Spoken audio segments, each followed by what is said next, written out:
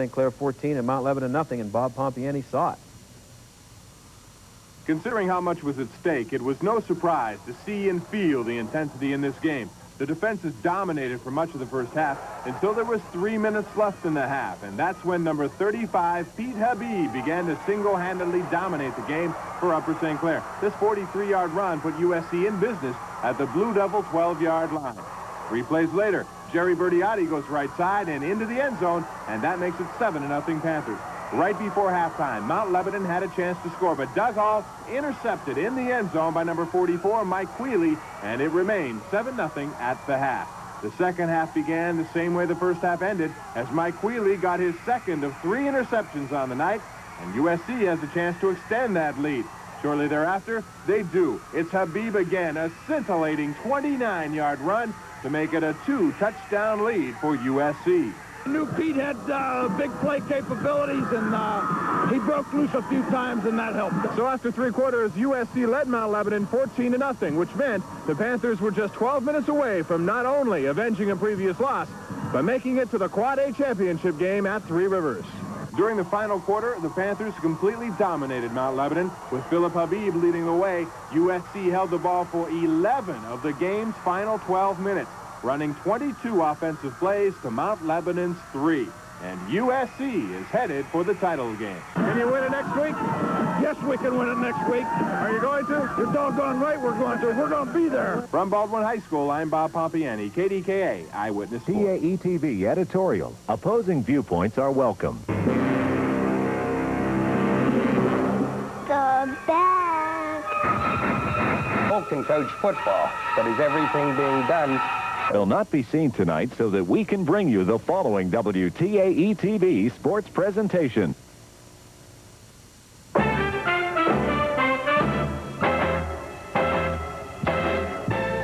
Last year, it was the story of the expected as the heavily favored North Hills Indians shut out Mount Lebanon 21-0 to win the Quad A championship.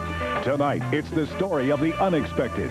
2 Cinderella teams, the Central Catholic Vikings and the Panthers of Upper St. Clair, underdogs throughout the playoffs, but they've beaten the odds and the favorites. Coach John Frischetti of Central and Jim Render of Upper St. Clair hope they can lead their teams to a Quad A championship, something which neither school has ever won.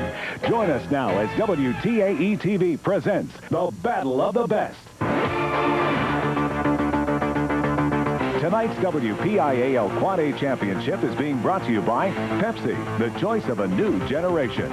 By Skuro Transmission, we know what we're doing and we're honest. And by your local Hyundai dealers, we sell cars that make sense.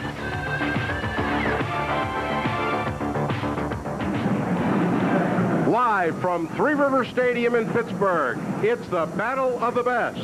Tonight, the Quad A WPIAL championship game between the Vikings of Central Catholic and the Panthers of Upper St. Clair. Hello again, everybody. I'm Stan Savran. My partner, Jack Ham, and I welcome you to the Battle of the Best. Jack, I'm sure that 3 weeks ago when the playoffs began, these two teams nor their coaches, very few would have expected these two teams to be in the final game. Really, I think both coaches can't believe they're here for this championship right now, but they're playing the best football of their life right now. The last 3 games, Upper St. Clair shut up all 3 of their opponents, so and they beat North Hills, one of the teams that lost to Central, so they beat some good teams to get here. Very similar. Both love to run the football like a lot of Western Pennsylvania schools, play outstanding defense, and I think maybe the school that maybe takes a little bit of chances early to get on top may have the advantage. Okay, Jack, one of the great things about high school athletics and high school football in particular is that it's not only the teams and the coaches that are involved, the players, it's the entire student body, the faculty, the communities involved. That's what makes high school sports so special. The entire community and the school behind their respective athletic teams. And to cover those aspects of tonight's Battle of the Best, we go down out to the sideline. And Ann Devlin and Albie Oxenreiter. Well, Stan and Jack, we want you to know that tonight I'm going to be down here along the sidelines, and I'm going to be up in the stands, because while there will be so many stories undoubtedly out on the field, there are so many stories that lead up to this night of how this team got here. We're going to be introducing you to some of the players' families, some of the special students, some of the teachers, and we're going to get reaction to any breaking news stories that we might have here down on the field this evening. Of course, that leads up to the games, and we've had a great day of WPIAL football, championship football. Let's recap what's happened in the WPIAL today. We had 3 other games this afternoon, actually this morning and this afternoon, starting with the single A game from this morning. That was a close one, as the first 2 games were. Wilmington with a 3-point win over Farrell. Paul Johnson, 28-yard field goal to win it for the Greyhounds in that game. Double A followed immediately. Another good one, a 6-point win for Steel Valley. They beat Center 6-0. Orlando Dolan scored the Ironmen's only touchdown, and Triple A just over moments ago. Aliquip a 36-7 over Blackhawk. Quips are still unbeaten as they head into the state playoffs. So we have 3 games down and 1 to go, and it's going to be a good one. Well, Alvy, you already know this, but no matter what happens here tonight, no matter who wins, we've got to tell you that for both teams to get here this evening, both teams have winning spirit. Prove it, you say? Take a look at this.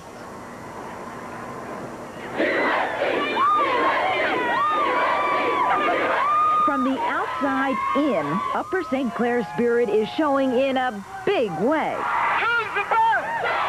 Say it again. Louder. And from the inside out at Central Catholic. It's been real intense, real intense.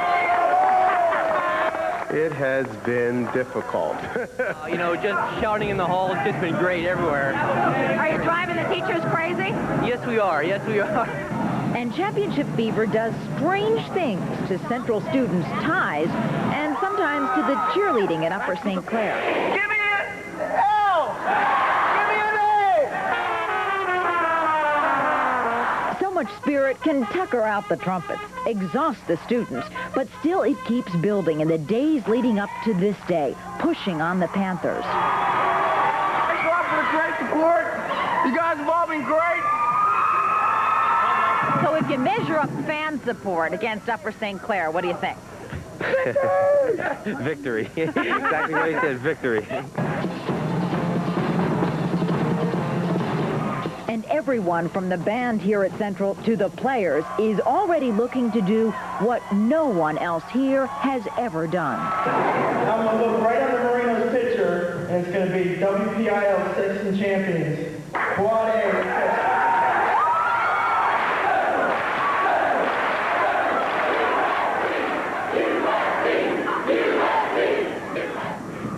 All right, so Alvy, you got that? It's Central USC, Central USC. You got to go in unison, back and forth. They're pumped. They're pumped. All you have to do is take one look around the stadium, the signs, the weird costumes these people are in. These guys are ready for football, both Central and USC. And they've got their towels out. That's right. And what do you call them? I guess the terrible towels. But I mean, I guess in high school that's good, right? Now it's team towels, I suppose. Sure. They're both looking for their first Quad A title, and that's all you need to know. That's right. The excitement's there. Let's go back upstairs to Stan and Jack.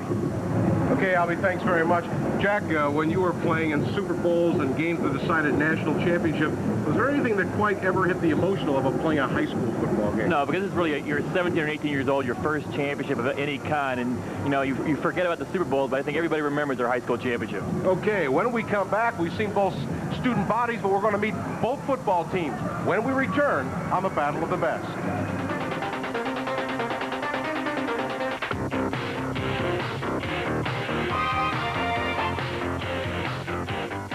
The Battle of the Best is brought to you in part by Mellon Bank.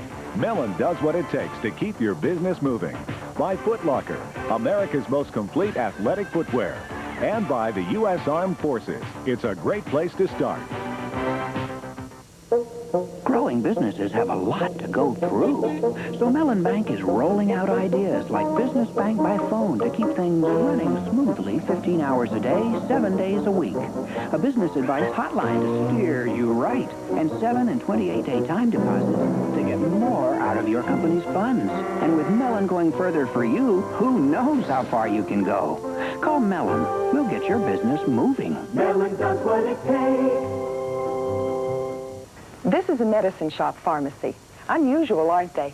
That's because they specialize primarily in prescriptions. You won't find any toys or potato chips. Instead, you'll find pharmacies dedicated exclusively to your good health. The medicine shops offer personalized service and everyday low prices. We want to be more than your family pharmacy. We want to be friends of the family. Visit your neighborhood medicine shop and save on everything you'll need to keep your family healthy this winter. In Pittsburgh and across the country, nothing is more important than personal health and medical care. I'm Sally Wiggin. To make sure you get the latest information, WPIAL TV, along with medical societies and hospital councils from key healthcare centers, have developed Your Health Today. This ongoing series will bring you and your family vital medical news and useful advice from leading healthcare providers in Pittsburgh.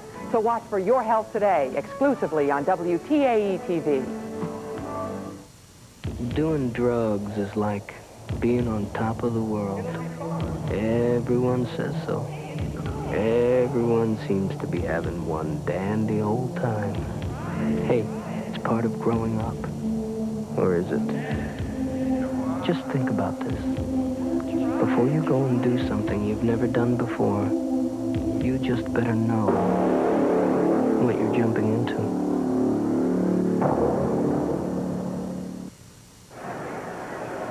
Upper St. Clair hoping to provide the music, or at least making the drum beat that will force Central Catholic to march to it. And that pretty much aptly describes what Central Catholic does.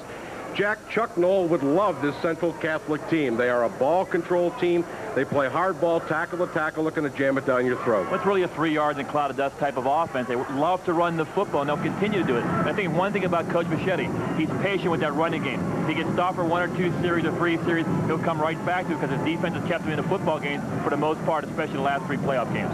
Well, you folks may have heard of the ancient Mariner. How about the ancient Viking? Bill Hillgrove went to Central Catholic High School.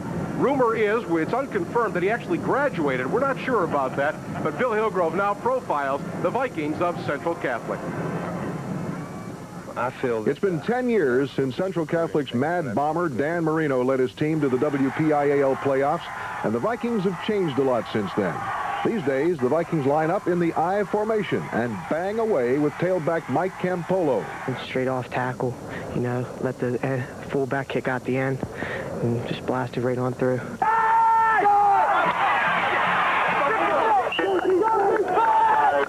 On the other side of the ball, Central is led by 225-pound linebacker Todd Orlando, and they hit. We're kind of small, but you know, we're real tough and we're real strong. We like to get to the ball. We like to make things happen on defense. This undersized team's biggest win this year came 2 weeks ago against the defending champs from North Hills. Somebody forgot to tell these kids that they're too small because they went right at the Indians and won going away. Kids got a lot of heart. They play with intensity, and they really want to play. A lot of the coaches that have been watching film already, the college coaches, they've all said that to me. It looks like your kids really want to play, and they do. You have to want to play at Central, and you'd better be tough. This school was built over 60 years ago in the middle of Oakland, and there isn't much room for the expansion of facilities. The practice field is more mud and dirt than grass, and sometimes these kids work out on cement. I don't think it's hurting us that much. It's just, I mean, we made it to the championship, and so we show that we can make do with what we have. The lack of facilities won't matter when it's time to kick the ball away. The Central Catholic Vikings know that they've got to play their style football. They've got to run it and control it. Because if they don't, if they have to come out throwing against Upper St. Clair, they'll be giving the Panthers the edge. Stan? Thank you, Billy.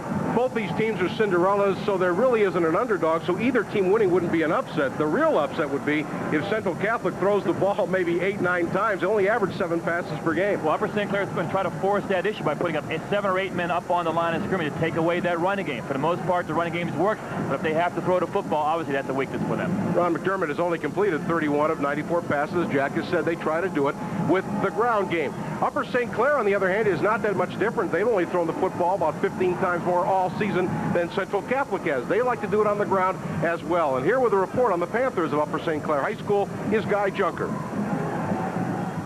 Upper St. Clair doesn't practice on cement. In fact, this week they used Mount Lebanon's field to get used to the artificial turf. But don't let the rich kids' image fool you.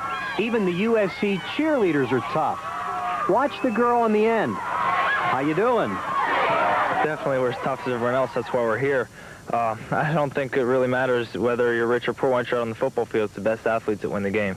The Panthers thrive on defense, and Mike Quealy leads it. He had 3 interceptions against Mount Lebanon last week as they proud to their 3rd straight shutout win. They've been tough to run against all year, but struggled early against the pass. Not anymore. They've allowed less than 8 points per game. On offense, Quealy is a tight end, but he threw a touchdown pass against Butler in a game USC had to win to make the playoffs. The play is part of an offense Gateway coach Pete Annamarino calls the most sophisticated he's ever seen. One thing about our kids, a lot of them are very intelligent, and they're taking some of the best courses that Upper St. Clair High School offers. So I'm under the belief that if they can take calculus and trigonometry at a high level, they can certainly come out and learn a couple variations of a football play. Offensively, I think we just most balanced, possibly be. So I think that's a great advantage. You can't key on one person and stop one thing because we got always another weapon to come back at you. Talk about balance. Pete Habib has rushed for 990 yards this year. His backfield buddy is fullback Mike Felk, and he's rushed for 879. But USC can throw the football, too. And quarterback Jerry Bertiotti is just about a sure bet to put it up more than Central. But none of these players are superstars. They all emphasize how well they play together. Upper St. Clair has made it this far twice before, in 74 and 75, and believe it or not, both of those games ended in ties. So they've never won a WPIAL football title outright. They think that will change tonight. And if you don't believe me, just ask one of their cheerleaders. With the Panthers, I'm Guy Junker. Stan, back up to you. Thanks very much, Guy. Some high school teams play a defense with a monster man. They should use that cheerleader as their monster man threw that kid against the fence. I think that's the first 15-yard personal foul penalty against a cheerleader. Union Jack, don't tread on me. Both teams like to run the football, Jack, but I think Upper St. Clair's a bit more varied in the way kinds of things they like to do running the ball. Well, they got a lot of different sets offensively. They try to put a lot of pressure on the defense, try to spread the defense out. Habib is an outstanding tailback, and he got 180 yards last week against Mount Lebanon, so they can run the football. They'll throw the ball some to try to keep Central off bounds, but they'll run the ball as well. They're not Air Coryell either. Well, you probably figured out that both Jack and I, neither of us know what we're talking about, so we're going to bring in a real expert in a few minutes, Jack McCurry, the head coach of the defending champion North Hills Indians. And we've looked at the similarities of these two football teams, but when we come back, we're going to take a look at the dissimilarities between the two high schools. Battle of the Best continues in a moment.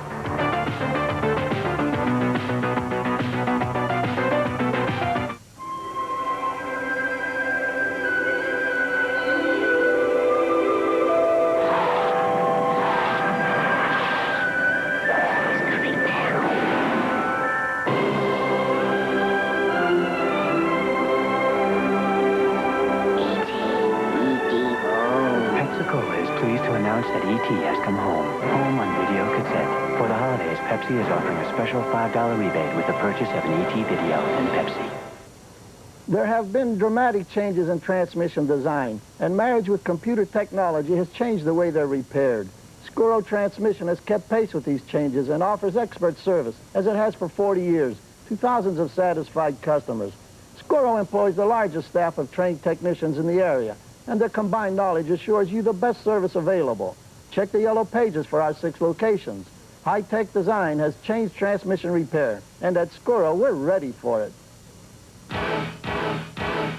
Hi, everyone. This is Bill Hillgrove. Monday night on a special edition of Panther Pride 88, Coach Mike Gottfried previews the Pitt-Syracuse matchup and takes a special look at Pitt's defensive play of the year. We'll also analyze the Panthers' season to date and meet scholar safety Lewis Riddick. And senior Billy Osborne will take us on a tour of Pitt's newest athletic facility. So join us for Panther Pride 88, right after Pittsburgh Sports Showdown, Monday night at 8:30 on WTAE TV. Hold the hash brown. You know how you wake up in the morning and your hurt real bad? We'll see you, Gina. Bye, Billy Ray. Let me have 2 eggs over here. Eugene, great biscuit. Hey, how you doing?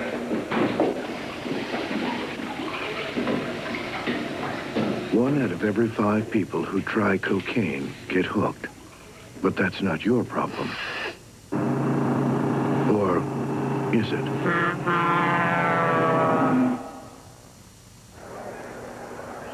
We've talked about the fact that there are some great similarities between these two teams. The fact they're both Cinderella teams. No one thought that those two would be here. The fact that they run similar type offense. They try to win with the running game, defense, and the kicking game. But when you get away from the football field, we find out that these two schools are really nothing alike. For that story, let's go back down to the field and Albie Oxenreiter. Albie? Well, Stan, these two teams are different, and because they're so different, there couldn't be a better scenario to build excitement. The players down here in the field are excited. The fans and the hum around the stadium shows that the fans of high school football are very excited for this game. But USC and Central do have one thing in common. They both want to win their first Quad A championship. They want city pride. We have suburban pride. Both Upper St. Clair and Central are proud of their teams and their schools. Each sends more than 90% of its students on to further education, and each has been honored nationally by the Department of Education. But for as much as they have in common, these two schools couldn't be more different. Upper St. Clair's been around for only 26 years. It's a public school from deep in the suburbs. Central's been around for 61 years. It's a Catholic school in the heart of the city. At Upper St. Clair, the students dress like they want to. At Central, they dress as they're told. Neckties are all the rage here. Even the buildings tell a story. Upper St. Clair looks like it was built in the early 60s, which it was. Central looks like it was built in the 60s, too, the 1560s.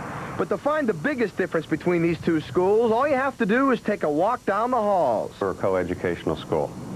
Obviously, we have girls here. So what's the big deal? Well, take a longer look down the halls at Central. Notice any girls? Nope, and you won't find any. Central's one of the last all-male schools around, something which makes the Christian brothers proud. But the students? Well, that's a different story. Guys are okay, but we need girls. Women. Girls. More women teachers. We could be more motivated in the classroom. The administrators at Central have resisted this ultimate change for over a decade, and they've heard their share of criticism, but don't expect things to change anytime soon. Yesterday, somebody wrote a letter to the Pittsburgh Catholic suggesting that they make Central co-ed, and I think they're going to have to go to confession this Saturday. I think the guy who wrote that letter has to go to confession Saturday. Do we need to take...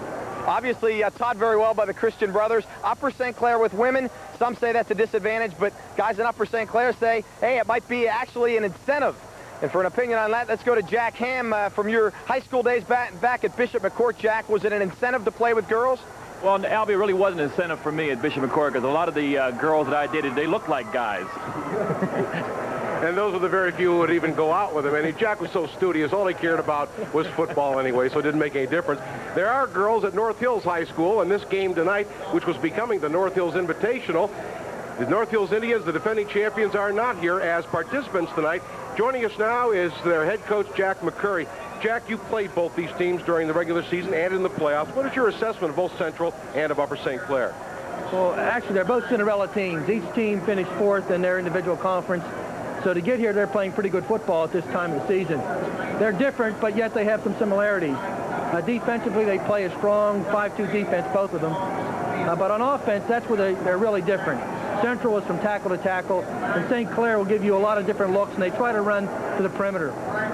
Jack, it's a little different story tonight for the championship game. They're going to have the pro goal post and also the pro hash marks that put the ball in the middle of the field. Will be an advantage to either one of the teams?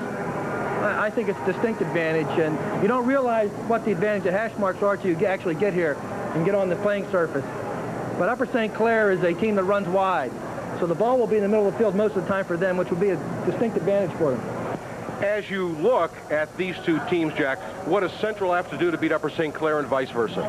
Central has to stop Selk inside and Habib outside. If they can stop them and make them throw, I think they have a pretty good chance. Now, Upper St. Clair has to stop that tackle-to-tackle game and try to move the ball on Central's defense. Hey, Jack McCurry, the head coach of the North Hills Indians. He's our guest analyst tonight. He'll be rejoining us at halftime for his comments on the first half of play. Jack, we'll see a little bit later on. Right now, we're all set for the national anthem to be played by the Central Catholic High School Band under the direction of Peter Spadero.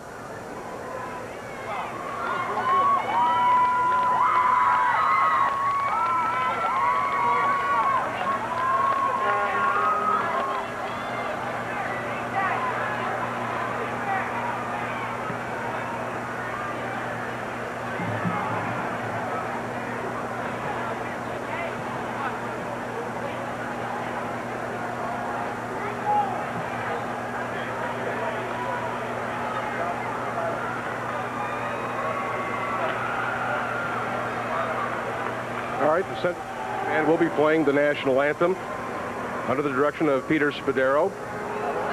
Central Catholic and Upper St. Clair, both Cinderella teams. as Jack McCurry mentioned, both finishing 4th in their conference, and Upper St. Clair barely made the playoffs.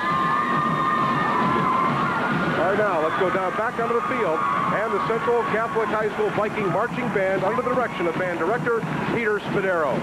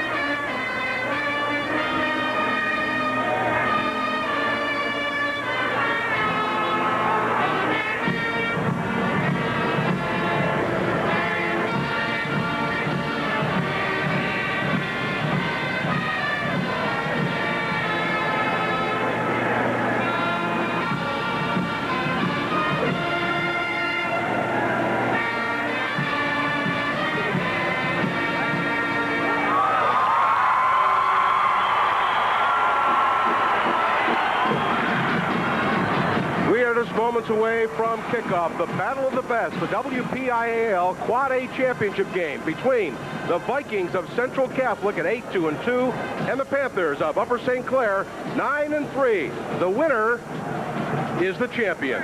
We'll be back with the opening kickoff right after this.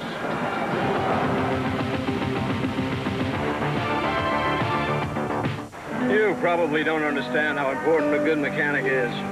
Yes, Mr. Barnes. You don't let just anybody touch a sophisticated machine like mine. Yes, Mr. Barnes. It's the 6th time I've used my mechanic this year. Do you need another ride home tomorrow, Mr. Barnes? Could you? Is your mechanic spending more time with your car than you are? The dependable Hyundai Excel. Cars that make sense. Right now, factory-to-dealer cash incentives can save you up to $500 on a new Excel. Hello, this is Paul Long. This week's Our Town Visit took Yvonne Zanis and me back in time to the Oliver Miller homestead in South Park. Many years ago, townspeople gathered here in the Miller home to give thanks for the plenty of their harvest. A frontiersman hunting game in the woods, pumpkin drying by the fireplace, women preparing a Thanksgiving feast, all scenes brought back to life by volunteers here at this historic site. This Tuesday, our travels will take us to Bloomfield, our town, Tuesdays on WTAE 4 News. 6 years ago, my life was a closed book. Couldn't do a lot of things for myself, all because I didn't know how to read.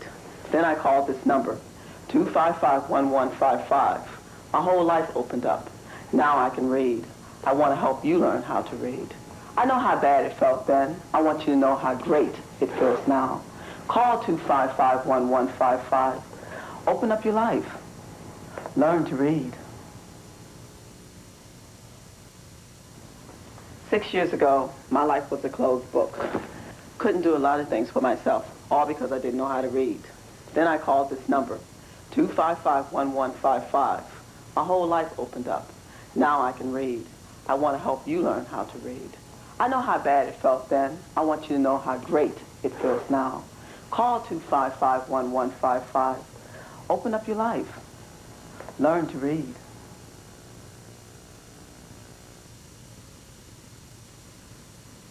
The Battle of the Best is brought to you in part by Mellon Bank. Mellon does what it takes to keep your business moving. By Foot Locker, America's most complete athletic footwear.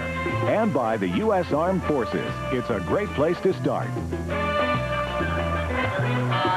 Live from Three Rivers Stadium in Pittsburgh, it's the Battle of the Best. Tonight, the WPIAL Quad A Championship game between the Vikings of Central Catholic, 8-2-2, under the direction of head coach John Fischetti, And the Panthers of Upper St. Clair with a record of 9-3. Their head coach, Jim Render. Welcome back to Three River Stadium. I'm Stan Savran, along with Jack Ham, Ann Devlin, and Albie Oxenrider on the sidelines. It's a great night for football. 44 degrees. The wind will not be much of a factor. We do perhaps expect some rain a little bit later on.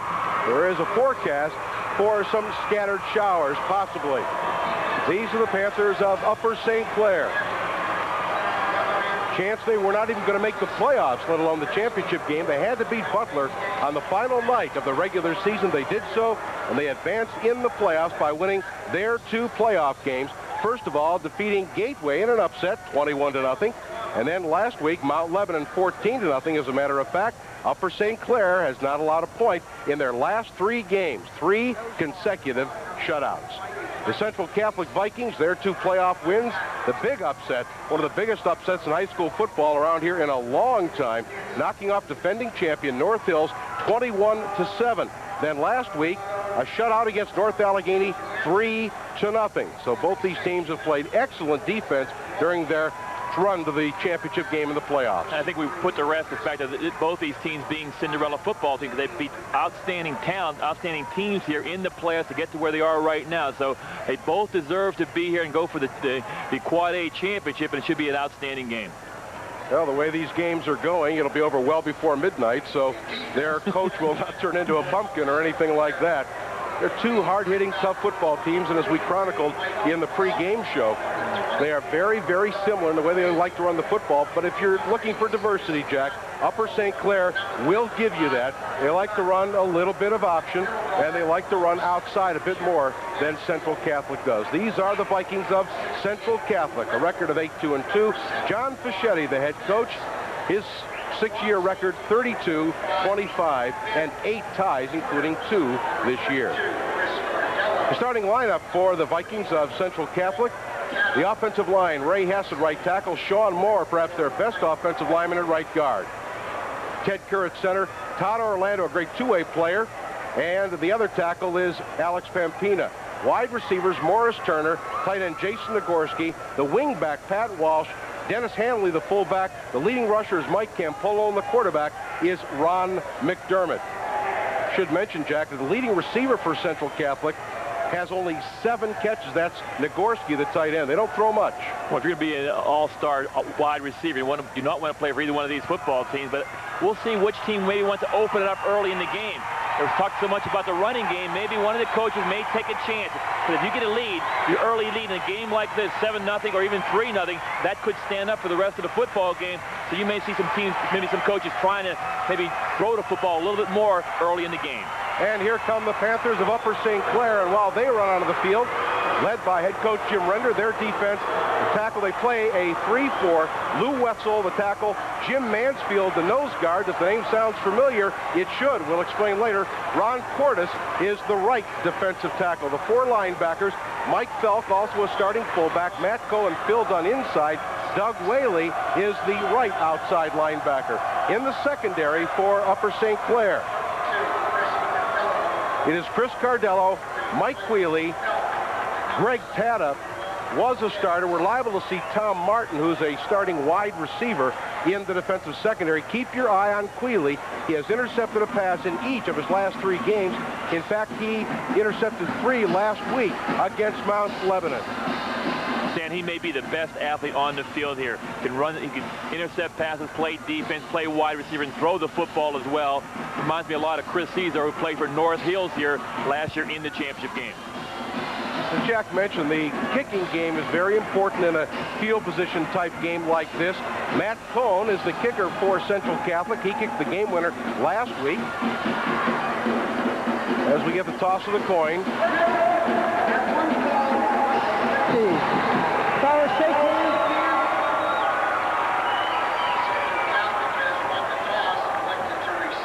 All right, Central wins the toss. They have elected to receive.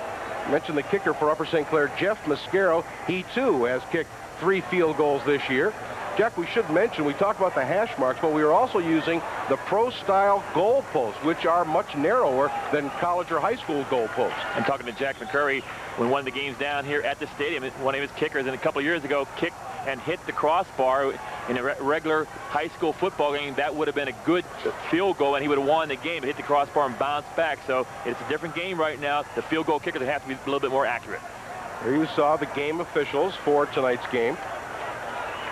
We mentioned John Fachetti's record in his 6th year at Central Catholic. Jim Render in his 10th year with a record of 77, 29, and 2. The first appearance in a Quad A title game for Central Catholic. Upper St. Clair has been here twice before in 74 and 75. Both times, however, they came away with ties. When I talked to John Vichetti, I got a chance to meet with him earlier in the week at one of his practices. And I don't want to give away his game plan, but he said, the way my game plan will go, I may be having dinner by 9:30 in one of the restaurants around here in Pittsburgh. So he's going to run the football and keep that clock moving. All right, set to receive. Morris Turner, number 83, is the deep man. Lakota's back there with him, as is Mike Campolo. 2 tailbacks and a wide receiver.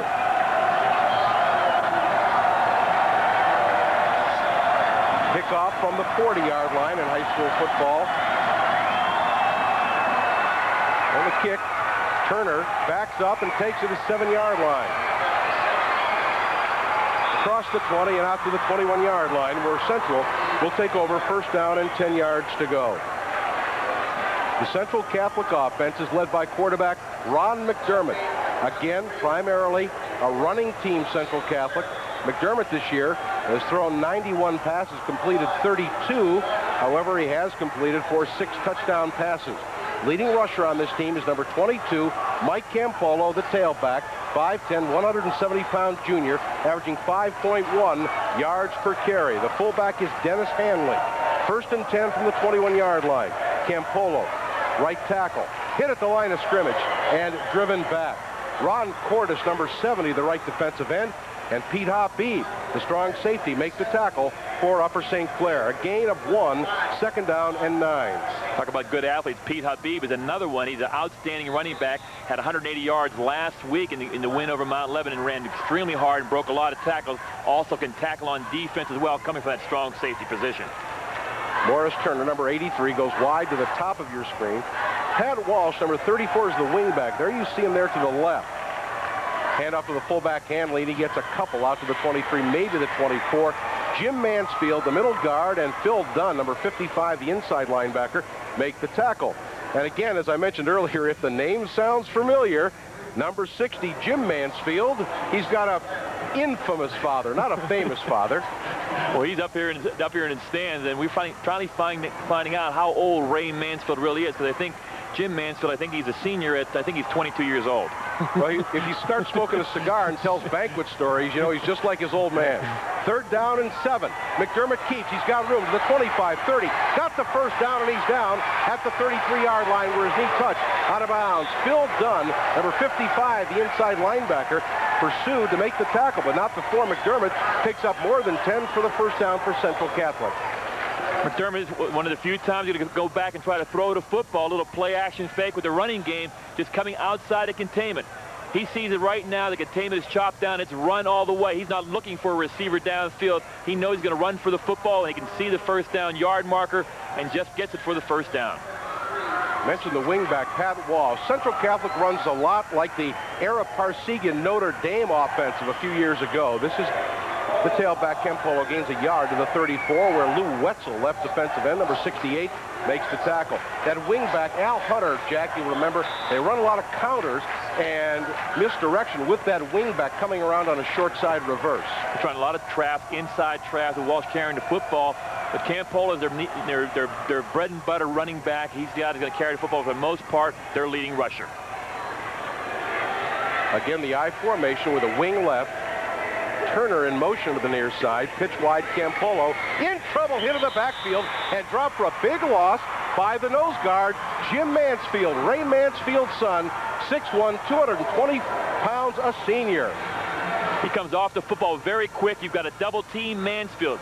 You can see right now the quickness he has, so he takes after his mother, Janet, not Ray, who was the slowest guy on the football field for the Pittsburgh Steelers. But a great play by Mansfield. I'll tell you, Coach Fischetti was very concerned about blocking him. They have to double team him in the middle to get any kind of yardage up inside. Jack, the left guard pulled on the play. Now, was he supposed to trap Mansfield or the tackle or the end? He was supposed to trap the tackle, and Mansfield was so quick into the backfield that he made the play. McDermott straight drop, throws deep downfield, and it is incomplete along the sideline. Excellent coverage by Upper St. Clair. Mike Quealy, number 44, was there. And again, Quealy leads the team in interceptions. He had 3 last week against Mount Lebanon. Look at the pressure right up the middle by Mansfield. He isn't getting held on the play. He gets his hands up in the air and jumps up and causes that ball to go so high, and almost an interception downfield by Quealy right around the 40-yard line. 4th down. Turner to kick. It's low. They're going to hope for a bounce. And they get one. Rolling inside the 35. Central downfield and will down the punt at the 31-yard line, where Upper St. Clair will take over 1st and 10. A 31-yard punt for Morris Turner and Central Catholic. With 8:19 left in the first quarter, we are scoreless. This is the Battle of the Best on WTAE TV. The Battle of the Best is being brought to you in part by Pepsi, the choice of a new generation. By Scuro Transmission, we know what we're doing and we're honest. And by your local Hyundai dealers, we sell cars that make sense. Growing businesses have a lot to go through. So Mellon Bank is rolling out ideas like Business Bank by phone to keep things running smoothly 15 hours a day, 7 days a week. A business advice hotline to steer you right, and 7 and 28-day time deposits to get more out of your company's funds. And with Mellon going further for you, who knows how far you can go? Call Mellon. We'll get your business moving. Mellon does what it takes. Every year it happens. Diamonds are left in the rough. Courts are adjourned. Baskets left unfilled. Wheels stop spinning. And deep waters run still. And it's all because every year there's one sale people just can't resist. I'll take the Nike and the carpet.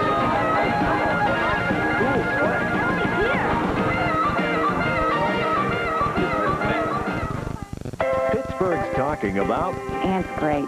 She makes you feel like she's your friend. You are in the right place. It sounds like the beginning of a movie. Can you spell out what your problems are? I watch Pittsburgh Talking every morning. Weekdays at 10. Upper St. Clair with the ball for the first time at their own 31. This is their starting offensive lineup. The left offensive tackle, Luke Casanova, though we see Jim Mansfield in there now. Brian Cullen, Matt Welty, Phil Dunn, and Ron Cordes at right tackle. Tom Martin, the wideout, Matt Coe, tight end. The running backs, Thelk and Habib. Whaley is the flanker, and Jerry Bertiotti is the quarterback. First down and 10 yards to go, Upper St. Clair. Handoff inside for a couple yards out to the 33-yard line. Safe play to begin with. Second down and 8 yards to go. Vince Hughes and Todd Orlando make the tackle. The Central defense across the front: Mariani, Nagorski, Scott Callender, Mike DeMasi, and Pat Nipp. The linebackers: Maurice Lucas, Pat Walsh, Jamie Okota. Those are the defensive backs. And the linebackers are a deep, dark secret. We'll let you know as they make tackles. Second down and 8 yards to go for Upper St. Clair, just outside their own 33-yard line. Pitch wide to Habib. He's got running into the 40. Out to the 45, still on his feet, and knocked out of bounds to the 47-yard line. A gain of 14 yards and a first down for Upper St. Clair. Pat Walsh, the safety, knocked him out of bounds with help from defensive end Jason Nagorski. Upper St. Clair loves to get Habib out to the outside on that toss, on the pitch. He broke a tackle in the Mount Lebanon game, ran in for a touchdown, really iced the game for him last week, and he'll break a lot of tackles. He's 190 pounds, he's healthy right now, and probably playing the best football in the last 2 or 3 weeks. Mike Habib, leading rusher for Upper St. Clair, 983 yards, and he did not become a starter until about the quarter point of the season, averaging 6.6 yards per carry, 11 touchdowns. Bertiotti to throw to the outside, and it is incomplete. And almost intercepted. Sheldon Higginbotham laid back on the ball and made a big charge, and had he been able to catch that one, he was gone. This is a very unusual play, a passing play, and I'll tell you, this is very close to being picked off. I'm sure right now St. Clair is going to go right back to the running game, because Jim Renner does not like what he sees when a flat pass like that, it almost gets picked off. The pass was intended for Tom Martin, who is the Panthers' leading receiver. He caught 17 this year. 2nd down and 10. The Panthers at their own 46-yard line. The fullback, Felk, he powers his way up near midfield. A gain of better than 4.5 yards, so it'll bring up 3rd down and a long 5 for Upper St. Clair. Vince Hughes, outside linebacker. He is a senior at 6'2", 185 pounds, number 43. He makes the tackle. There is Jerry Bertiotti on the year, 53 of 105 passes, a bit better than 50%, and 5 touchdown throws. And he normally does not put the ball up for grabs, runs the options very well. The veer, he'll go to straight drop back to pro style. That's why if you're a defensive coordinator for Central, you got to practice against a lot of different looks to prepare for Upper St. Clair. 3rd down and a bit more than 5. That's Doug Whaley in motion to the far side. Habib outside. Nice move, and he's got the 1st down. Pete Habib made the move at about the 45, and that was able to gain him an extra 2 yards and enough for the 1st down. Little counter play, misdirection, ball handling, underneath ball handling to Habib, and his speed just breaks it to the outside. I think he's a little bigger than 185 pounds, but he just goes over top one of the defenders and gets the 1st down. Just getting him outside is what they love to do in that Upper St. Clair offense, and they've done it twice now in this drive. 1st and 10, Upper St. Clair. Mike Quealy comes in the game now as Upper St. Clair goes to a 2 wide receiver set in a slot to the top side of the screen. Out of the eye, 1st and 10. Whistles and a flag. Central was jumping, but again, the ball was not snapped. See if they were drawn. Dead ball. Encroachment. Blue. Well, Central moved offside, and they marched the ball back the wrong way. There we go. Hayfoot, Strawfoot. Hey, it's a big game for the officials as well. At least they corrected it. So the officials walked 10 yards instead of the necessary 5, but the important thing is they have the football at the correct point. In college and high school, you cannot encroach whether the ball has been snapped or not. It is 1st down and 5, so Upper St. Clair with a down to play with, and they give the ball to the fullback, Mike Felk, to play with from the 35-yard line. Gain of 2. It'll be 2nd and 3. Vince Hughes, number 43 of Central, makes the tackle. It'll be 2nd down and 3. So far early in the game here in the 1st quarter, it seems like the offensive line of St. Clair could be a little bit stronger than Central, getting some good yardage up in the middle as well. Besides Habib to the outside, Felk up in the middle, got a good yardage on 1st down. After the penalty, now 2nd down and 2. Upper St. Clair averaging 17.1 points per game. The Central defense for the season giving up just 7 points per game. Habib off tackle, cuts it outside. He's got the 1st down near the 30-yard line. Pretty tough to stop him for less than a 3-yard gain. Tony Mariani, the defensive end, number 77, makes the tackle for a 1st down. Here's Jim Mansfield coming off the plays on the other side of the field, so he's trying to make a block on the other side of the field. And this looks like a clip. Maybe his father may have taught him that block right there. He tried to make a block on one of the linebackers downfield, Todd Orlando, and just trying to get in front of the player, but really a block in the back, which the officials did not see. Well, if Jim can hold properly, he learned from the master. That's the greatest. 1st and 10 Upper St. Clair near the Central 30-yard line. Power eye to the right, inside handoff, and a gain of a couple to the 28-yard line. Again, that's the counter play out of the power eye as Doug Whaley, the flanker back, moved in tight. It's a gain of nearly 3, 2nd down and 7. Pat Knipp, number 71, the defensive tackle, 6'2", 225-pound senior, made the tackle for Central. Ever since that flat pass that almost got picked off by Central, Jim Render has gone to the running game exclusively on this drive. Now inside the 30-yard line, just trying to hammer the football inside, and then on the option, get it to Habib to the outside on the pitch. 4:20 to play in a scoreless 1st quarter. Central Catholic and Upper St. Clair. Bertiotti play fake in the roll. Fires on the flat, and it is caught and dropped. Let's see if they call it a fumble. I believe they are, and Central has recovered. Pat Knipp comes up with a fullback. The flat pass to Mike Felk, and as soon as he caught it, he was hit by Vince Hughes, the linebacker. He knocked it free, and Pat Knipp recovers for Central Catholic. 4:08 to play in a scoreless 1st quarter. Now for a WPIAL flashback.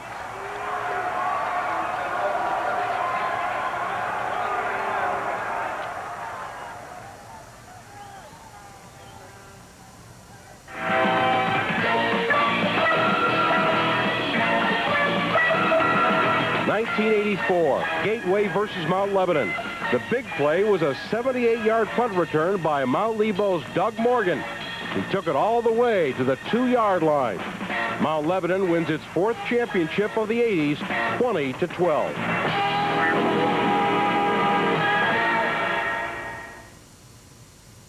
We're not a company, but no company has more pride in what they do, or more pride in how well they do it. We offer you a meaningful and fulfilling future, one that goes far beyond the ordinary, one that brings with it the respect and admiration of Americans everywhere. We're not a company, we're your country. We're the Air Force, the Marines, the Army, the Navy. We're the Armed Forces. It's a great place to start. I was going to tell you about Scuro transmissions, but I think I'll let these folks do it for me.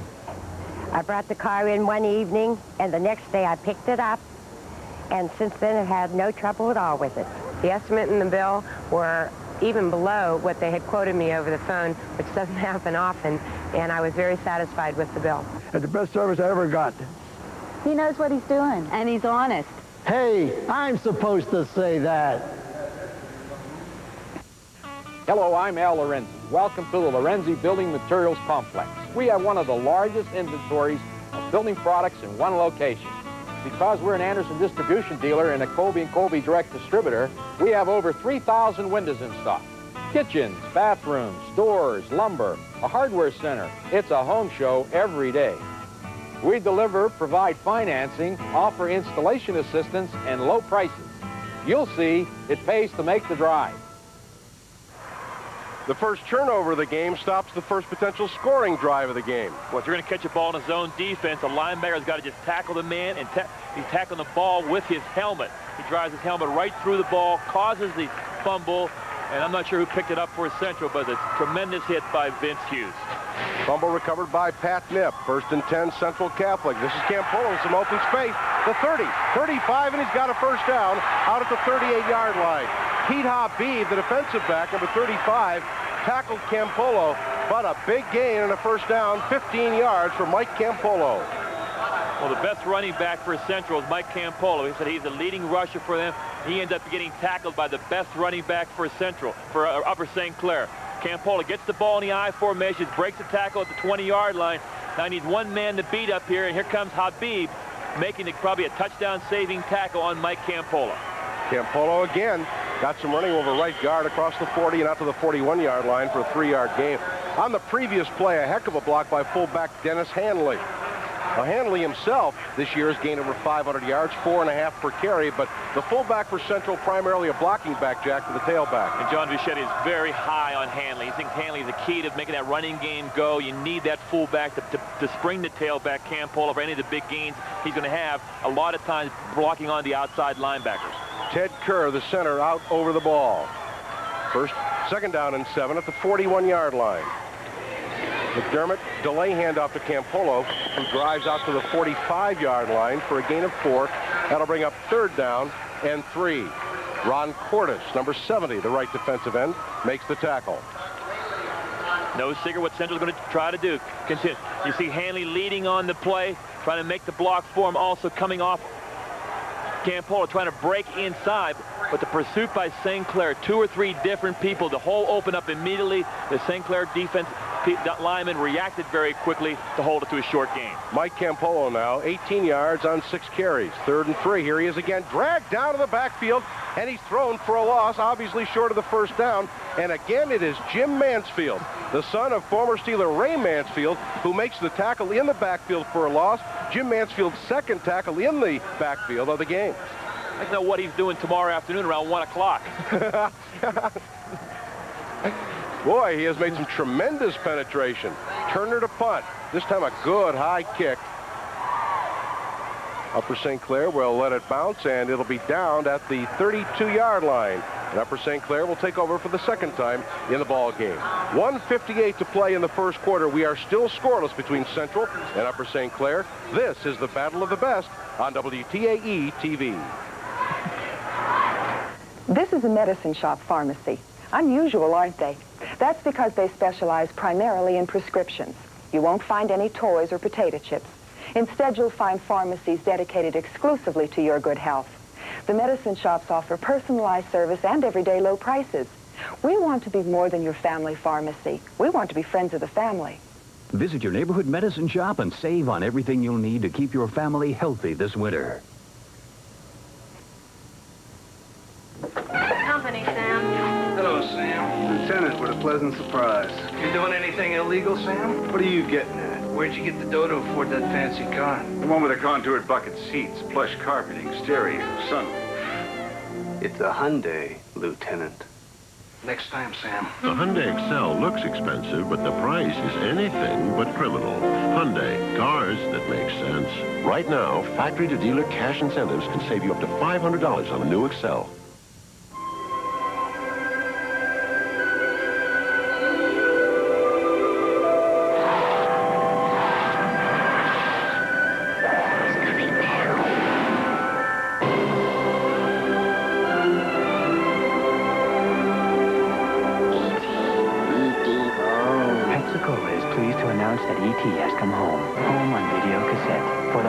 Pepsi is offering a special $5 rebate with the purchase of an ET video and Pepsi.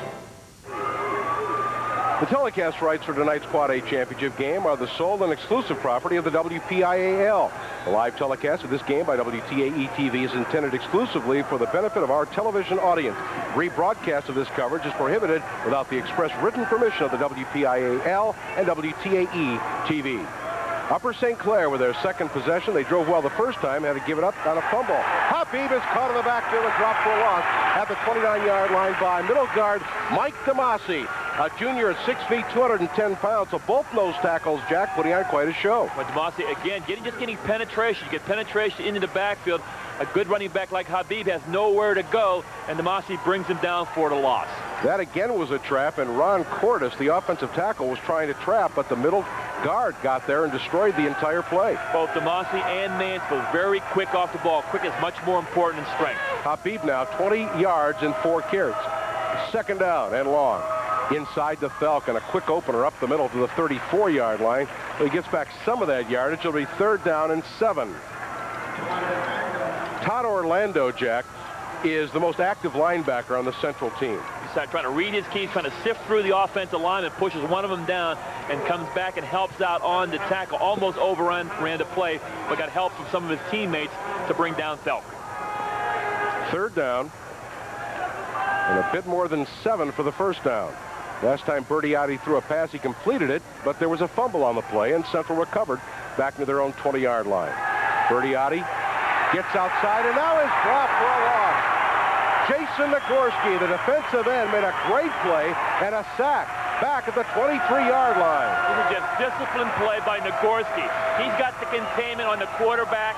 He keeps the containment and brings the quarterback down for a huge loss. 2 big plays in succession now in this series by Central. So Upper St. Clair will be forced to punt. Pat Walsh is back deep. Wheelie, the kicker, almost blocked, and a flag is down. He was hit, and a flag is down. Walsh takes it his own 34, runs out of bounds at the 38-yard line, but again, a flag is down, although it was 4th down and 19. It's a 43-yard punt, but there will be at least running into the kicker. The Central came with everybody up on the line of scrimmage. To get a piece of the football, it's not a penalty. They did not. Outstanding punt as well with a lot of pressure coming right up the middle. An official back at the 15-yard line. This can be a huge penalty against Central after playing outstanding defense on all 3 plays in that series. Well, as you said earlier, Jack, Wheelie may be the best athlete on the field, certainly on Upper St. Clair's team. He's 6'1", 170-pound junior, runs as a flanker back, a free safety, leads the team in interceptions. Personal foul, roughing the kicker, that's an automatic 1st down.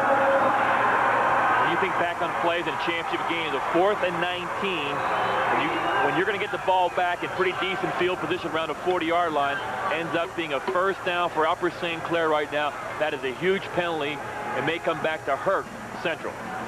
Especially after 2 big defensive plays. One's by Mike DeMasi and Jason Nagorski. Losses in the backfield. Now Central gives the ball back up to Upper St. Clair at the 38-yard line. Here's Habib after the fake to Thelk, and Habib is across the 40 to the 43, and a gain of 5 yards to bring up second down and 5 yards to go. And that is the end of the first quarter of play. The score, Upper St. Clair nothing and Central Catholic nothing. This is the Battle of the Best on WPIAL TV. I may be wrong, but I suspect that Pittsburgh talk show listeners are a little more into sports than perhaps talk show listeners in other towns. We have a kind of an excitable population. They demand winners. That's really true. Why do some listeners follow me avidly and others can't stand me? There's no accounting for public taste. Listen to Myron Cope on News Talk 1250, the new WTAE radio. Hey, what'd you get this year? You know, the usual. Socks, disposable razors. What about you? I got a Pirates Grand Slam plan. It's a ticket to 81 home games. Hey, you talk funny. Yeah, but he's talking great gifts. If we're talking gifts, I got a night plan. That's 40 games. A double play plan, too. 23 games. There's even a day game plan. Really? That's right. And if you'll call 321-BUCKS, you can order any season ticket plan. Say that again, fast. That's 321-BUCKS. Hey, he's good. I still think he talks funny. Happy birthday. Ooh, blue. How'd you know? Well, Blue's my favorite color. Honey, this shirt doesn't look new anymore. No. That blue isn't as blue as it used to be. Honey, is this my favorite old shirt? That's it. I thought it was blue. If your colors are fading, try a new detergent. Introducing a brand new Cheer. As it attacks dirt, it helps protect colors, too. As time goes by, you'll see the difference new Cheer makes. Happy birthday, Brian. Oh, another shirt. Yes, but it's red. New Cheer. Dirt goes, color stays. A scoreless first quarter as Jim Render, the head coach of the Upper St. Clair Panthers, looks on. Central Catholic on defense. Upper St. Clair 2nd and 5. This is Habib, and he's got a first down near midfield. Big, strong, tough runner. That's Mike Felk, the fullback, carried the football. Pat Walsh made the tackle with help from Jason Nagorski. Again, that was Mike Felk, the fullback, and he's got a first down for Upper St. Clair right at the 50-yard line. For the most part, Upper St. Clair has been making a lot of yardage on the outside. Felk carrying the ball there, but for the most part, Habib on the toss, getting outside to contain him. I'm sure Coach Fischetti will try to change that and try to make some adjustments in their defense to try to contain the outside running plays. In case you were surprised at how fast the first quarter went by, for those of you unfamiliar with high school football, the quarters are only 12 minutes long, not 15. Bertiotti back to throw, throws out the flat, incomplete. Pass was too short for Habib, who, looking down for the ball, had two Central Catholic tacklers right there, including Todd Orlando. Well, Habib takes a lot of shots carrying the football. This ball was laid up in the air, a little bit short and underthrown. Goes through the hands of Habib. I'm not sure whether he may have saw the linebacker coming in on the play, Todd Orlando, from the inside. Both teams play a lot of zone defense, and that's what Orlando was playing in that secondary. Coach John Fischetti from the Central Catholic sideline. Jerry Bertiotti, Upper St. Clair's quarterback, now 1 out of 3 for 4 yards. It is 2nd down and 10 from midfield.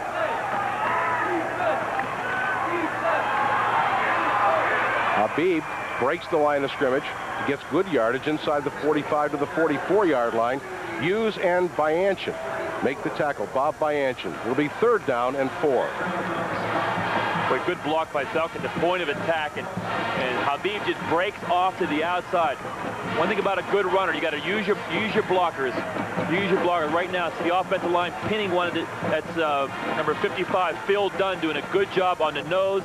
That opens up the hole for Habib to the outside, and then he does the rest. Habib now 31 yards on 6 carries. The good backs, Jack, have the great instinct. You see him make several moves there just in a very short space, a couple yards past the line of scrimmage. That enabled him to get 6. It is 3rd down and 4. Pitch out, and the ball is fumbled, and Central recovers at the 46-yard line. Jason Nagorski made the hit, and Mike Tomasi makes the recovery. And so for the 2nd time in the ball game, Upper St. Clair has fumbled, and Central has recovered. Central defense is coming off the football. The down the line option. See the ball being popped out right here. He wasn't even trying to pitch the ball initially. Just to get it knocked out of his hands. And Mike DeMasi comes over and comes up with the fumble recovery. He could have picked that ball up in high school ball and run it in, but he just decided to fall on it. McDermott back to throw, deep to the sideline, incomplete, too tall, overthrown, intended on the far sideline for Morris Turner and Jared Sickett. There on the coverage. It'll be 2nd down and 10. Talk about nose tackle play. Little game inside by game. He goes around the blocker. DeMasi's one guy's very, very quick. Comes up the field, and he's right there to make the fumble recovery. 0 for 2 now for McDermott passing. 2nd down and 10. Central from the Upper St. Clair 46-yard line. Here's the counter to Walsh. He's going nowhere. He'll lose yardage. Back to the 48-yard line. Ron Cordes stayed at home, and I think that's the operative phrase, Jack. He stayed at home, was not fooled by that counter trap. Ron Cordes stayed at home, but also up the field again is Jim Mansfield, who really contains the play. Turns it back into Cordes, and Cordes, along with his friends, bring him down. Good job of containment. Good job of team defense by Upper St. Clair. The key to handling any defensive line, you must not allow the nose tackle to make penetration, because as soon as you do, your offense, your entire offense, is in big trouble. And thus far, Central has not been able to handle Jim Mansfield. 3rd down and 11. McDermott scrambles, fires on the run, and it is intercepted at the 42-yard line by Chris Cardello.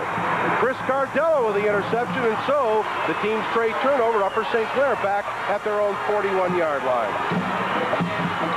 9:50 to play in the first half. We remain scoreless between Upper St. Clair and Central Catholic. This is the Battle of the Best on WPIAL TV. Announcing Dream Waterbed's pre-holiday sale with great savings on beds for the entire family. Save big on our new line of popular day beds. All beds include the spring and mattress. Prices start as low as $149. We've also got children's waterbeds on sale with a big selection to keep them happy, and prices starting at $149 to keep you happy. Soft side beds are on sale too. The popular Soma just $279. Beds for the entire family on sale now at all 14 Dream Waterbeds locations during our incredible pre-holiday sale. It's got to be a dream. Every year it happens. Diamonds are left in the rough. Courts are adjourned. Baskets left unfilled. Wheels stop spinning. And deep waters run still. And it's all because every year there's one sale people just can't resist. I'll take the Nike and the Converse.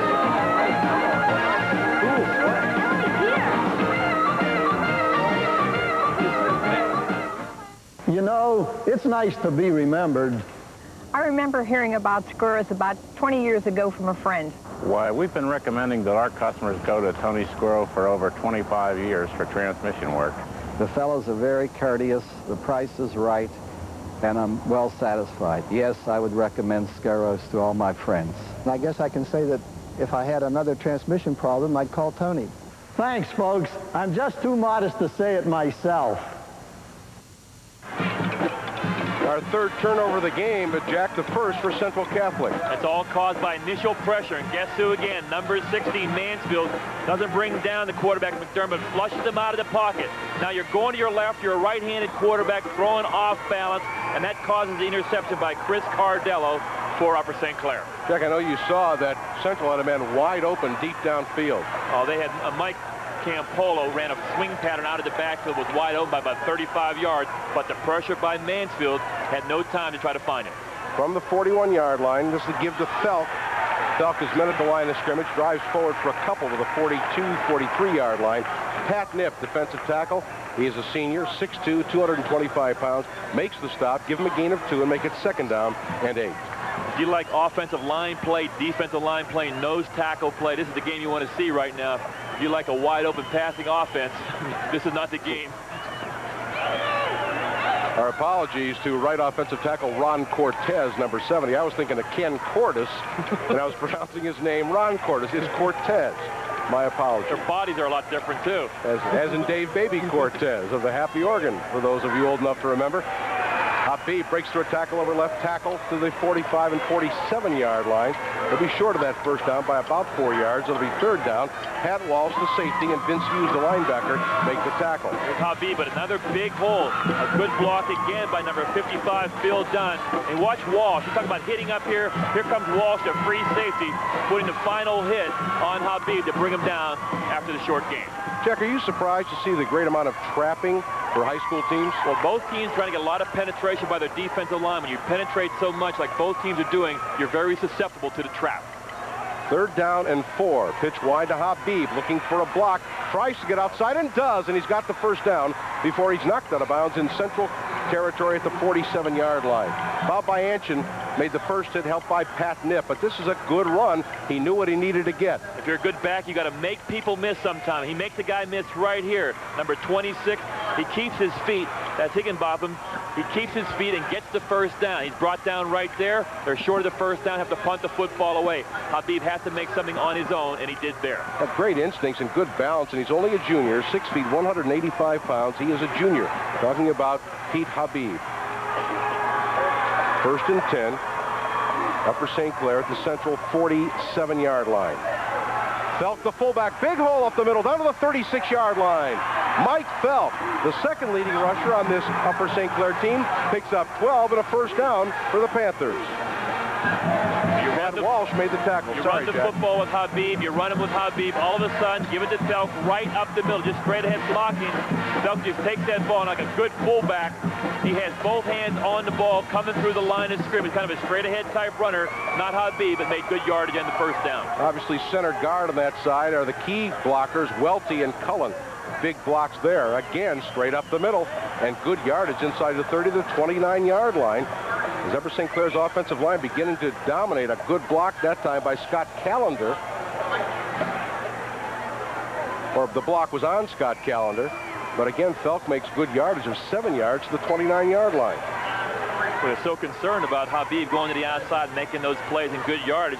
That inside all of a sudden opens up a little bit more. And some good runs there by Felk, making some good yardage. A first down the previous play and now about 6 yards. Well, Central is very conscious of Habib, who has 38 yards on 7 carries, but they're taking advantage of that now, giving the ball to Felk. There he goes again. Inside the 25 to the 24-yard line, he's got a first down. Middle guard Vince DeMasi makes the tackle. I'm wondering, Jack, if indeed they are so conscious of Pete Habib that has opened up the inside game. Well, I'm not sure it's a combination of that. Also, the offensive line, you got to give a lot of credit to Upper St. Clair. Coming off the football, getting right into the Central defensive linemen and linebackers and getting that good push. Their backs have to make a cut, but after they get into the secondary of Central. Injured player down on the field for Upper St. Clair. They're going to take a look at him. That's Matt Welty, I think, the center. Yeah. And I'll tell you one, you get very nervous when your center gets hurt and has to come out of the football game for the next exchange from the center to the quarterback. So we'll have to wait and see. It doesn't look like he's too banged up. Maybe well, we've been making fun of this guy all night long as we've marveled at the play of his father, Ray Mansfield, and his son, Jim Mansfield. Let's go to Ann Devlin, who's got the old Ranger. Ann? All right, we have Ray Mansfield. We pulled him down out of the stand. He is in the stand with, let's just show the Super Bowl ring in hand from the Steelers, his cigar, his binoculars here, and you are... Pounding heart, Ray Mansfield. I know. Your son Jim out there. Mansfield, right. Left tackle and nose tackle. Right. And how do you think he's doing tonight? Oh, he's been playing incredible. He's getting through there, and he's really upsetting them in their backfield. He's getting in there. He's in the backfield, and he's really playing a great game. All right, thanks for joining us. Okay. We'll go back out on the field for the action. We've got 7:05 left to play in the first half. We have a replacement for the injured player. So with 7:05 to play in the half, we remain scoreless. Now for another WPIAL flashback.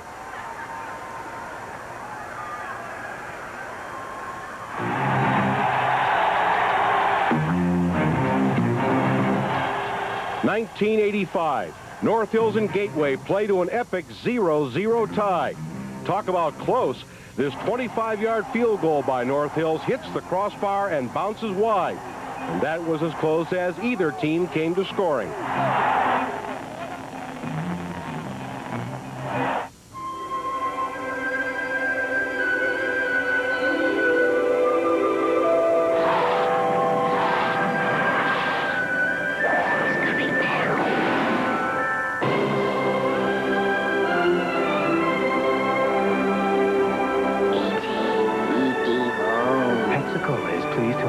E.T. has come home. Home on video cassette. For the holidays, Pepsi is offering a special $5 rebate with the purchase of an E.T. video and Pepsi. Growing businesses have a lot to go through. So Mellon Bank is rolling out ideas like business bank by phone to keep things running smoothly 15 hours a day, 7 days a week. A business advice hotline to steer you right. And 7 and 28-day time deposits to get more out of your company's funds. And with Mellon going further for you, who knows how far you can go? Call Mellon. We'll get your business moving. Mellon does what it takes.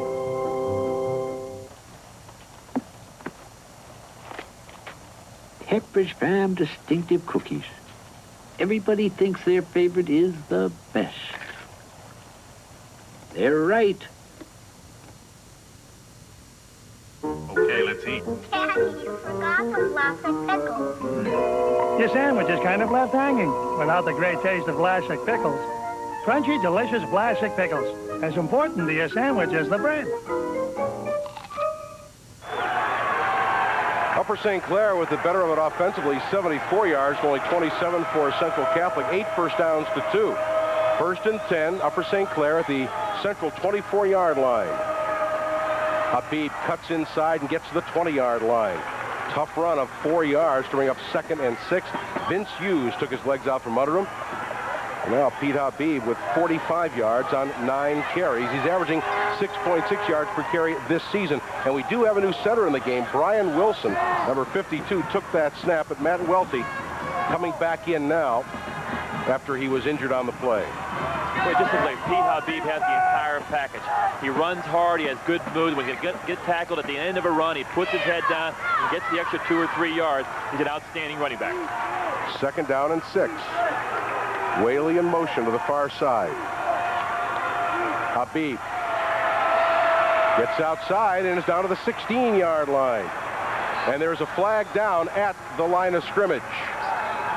Tony Mariani made the tackle, but again, there's a flag down, and Habib is down as well. A holding penalty here, almost inside the 20-yard line, combined with the fact that Habib down on the ground looked like he hit his head on the artificial turf when he went down, kind of off balance when he was finally tackled at the 18-yard line. And one person they can ill afford to lose on the Upper St. Clair side is that running back. With that run, Pete Habib had gone over 50 yards. Looks like he might have just hit this. I'm going to speculate. It looked like he almost hit his helmet on the artificial turf when he went down. That surface down there is awfully hard. The first time a lot of these guys have played on it, although I guess Mount Lebanon has an artificial turf field at their stadium, but not Upper St. Clair or Central. The Central plays on that concrete, or they practice on the concrete. They practice on the concrete, although this artificial turf can feel like same. On the offense. The holding penalty accepted by Central Catholic. It moves it back to the 31-yard line. It'll be 2nd down and 17. You see him break a tackle. Nishi now try to cut back inside. Now he's turning, holding the ball out a little bit. Now at the end where he hits his head right there. Maybe what the problem is right now. He had no opportunity to break his fall. Usually when you're falling forward and you have the football, you can break your fall with your hand. When he's knocked down backwards like that, hits his head, and sometimes it can really shake up a running back. 6:16 to play in the first half. We are scoreless in the Quad A championship game. This is the Battle of the Best on WPIAL TV. This is a medicine shop pharmacy. Unusual, aren't they? That's because they specialize primarily in prescriptions. You won't find any toys or potato chips. Instead, you'll find pharmacies dedicated exclusively to your good health. The medicine shops offer personalized service and everyday low prices. We want to be more than your family pharmacy. We want to be friends of the family. Visit your neighborhood medicine shop and save on everything you'll need to keep your family healthy this winter.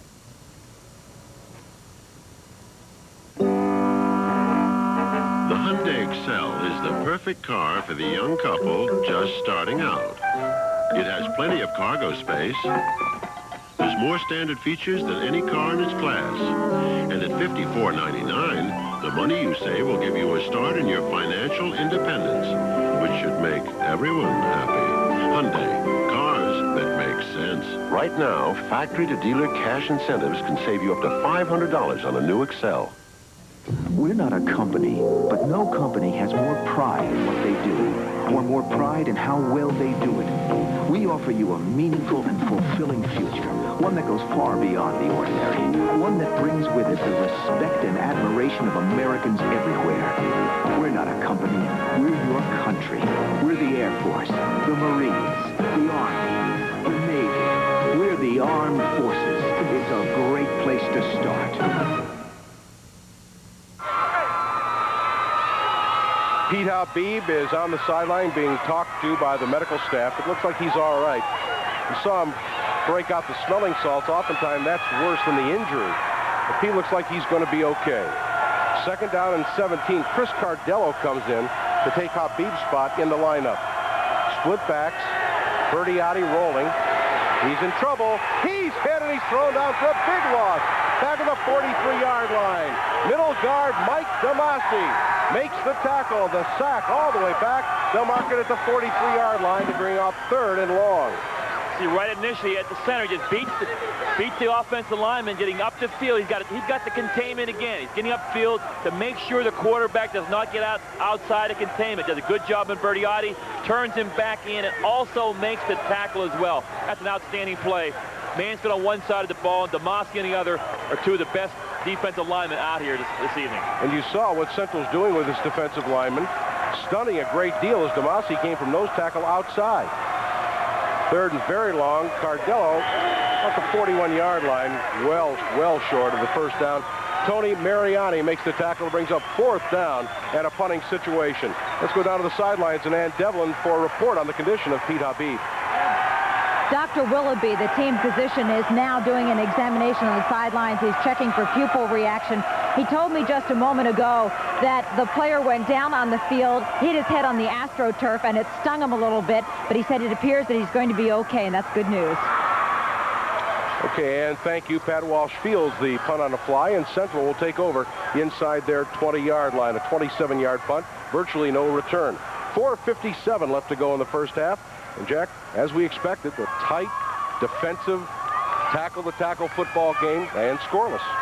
Well, it's been a tight game, but Upper St. Clair has had their opportunities here in the first half. Got inside the 25-yard line on a pass play, a fumble caused by the linebacker that coughed the football up, and also here on a holding penalty, plus Pete Habib getting hurt on the play. The holding penalty especially put him back in deep in their own back in the territory. Fullback Dennis Hanley with a carry over right guard. He gets out to the 18-yard line. That'll be a gain of 4 for Central. 2nd down and 6 as they try to pound it out from deep in their own territory. 2nd down and 6. Central with only 2 first downs. Their big break came after recovering a fumble in Upper St. Clair territory, but they were not able to take advantage. Upper St. Clair has turned it over twice. 2nd down and 6. Campolo, the deep man in the eye, and he gets the football. He's hit in the backfield again by Jim Mansfield. Oh, what a game he is playing. This could be his highlight film for him. Brother. For any of the colleges looking at him.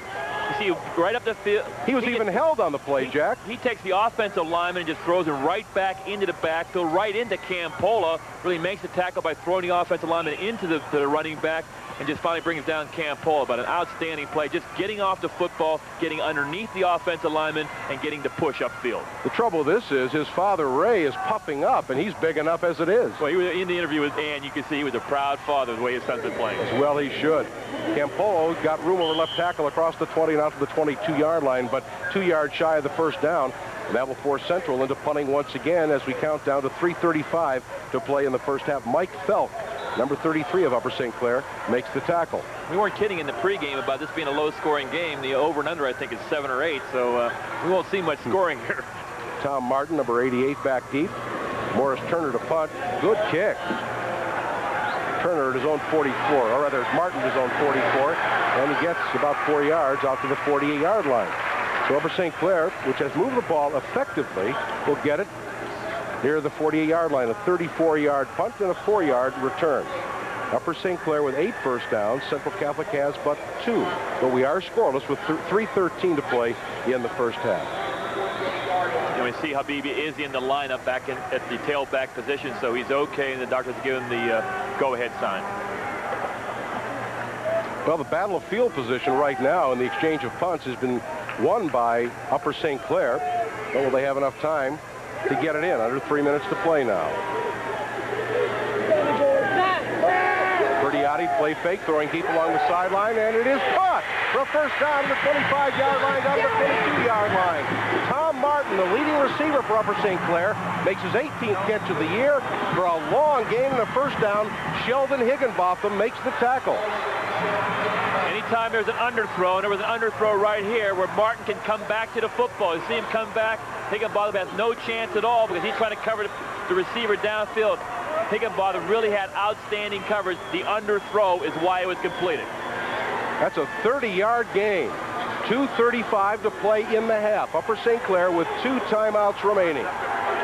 First and 10. Felk.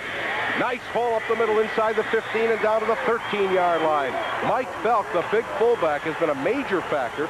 We talk about Habib, but again, Felk gained 885 yards this year, better than 6 yards per carry. And Jerry Berriotti is taking control of that offense right now. He's telling his offensive lineman to get in the huddle very quickly, trying to run the play. They're down to 2:05 right now, left to go here in the first half. They will try to run as many plays as they can. And Pete Habib is back in the lineup for Upper St. Clair. Second down and 1.5 yards. This is Habib. Big hole up the middle. Habib inside the 5 and down to the 1-yard line, but there is a flag on the play. Upper St. Clair tried to go with a quick count right at the line of scrimmage to try to catch Central, maybe try to shift their defense. They went try to go to the quick count. Not everybody was set on the play. The official threw the flag. Going to be motion against Upper St. Clair, and that nullifies the gain, which would have given Upper St. Clair a first and goal. The last 2 penalties for Upper St. Clair have been costly. A holding penalty when they're down in close would have had a first down, and now this illegal procedure penalty. Backfield in motion, right. Repeat the down. So it'll be second down and 6 for Upper St. Clair at the Central 19-yard line. And remember, the field goals are a little more difficult. They're playing with the pro goalpost up here right now. It's about 6 feet narrower for them to kick a field goal, so I'm sure they'd love to get in close for the score. 1:38 to play in the half. 2 timeouts remaining. Second down and 6. Bertiotti, quick fire to the outside. It is caught short of the first down inside the 15 to the 14-yard line. Again, the pass receiver is Tom Martin, his second catch of the game. Jamie Lakota, the cornerback, number 25, makes the tackle. Good throw by Berriotti to the outside, and also a good route. Defensive back playing off. Martin just hooks it up. Gets about 4 or 5 yards, about 2 or 3 yards short of the first down. Just took what the defense would give anytime a defensive back plays that much off a wide receiver. Upper St. Clair with a 3rd and 2. They are 2 out of 5 on third down conversions. They have 2 timeouts remaining and 1.5 minutes to play in the half. Whaley in motion. Habib was the fake on the play, and Felk carried up the middle for 1 yard, but he's short of the first down. It'll be 4th and 1. Mike DeMasi stopped it up inside the middle guard. So it'll be 4th down and 1. Let's see what Jim Render wants to do here. Go for it or kick the field goal. But first, he will take a timeout to decide. Well, it's a fake to Habib, and I'll tell you one thing, sometimes you just guess wrong. If they had given the ball to Habib, he might have scored around that left end. There was no one out there at all. It was a fake pitch back inside on a quick trap. Central was ready for it, and they come up about 1 yard short. Well, the 4th down and 1 yard. If they were to go for the field goal, Jack, it would be a 30-yard field goal. One advantage of the hash marks, of course, that the angles are less severe because they are closer to the middle of the field. The place kicker for Upper St. Clair is Jeff Mascaro. Now, the offensive unit has stayed on the field for Upper St. Clair, which might indicate they are going to go for it. All right, while we're waiting to see what Upper St. Clair is going to do, let's go back down to the field to Ann Devlin. Ann?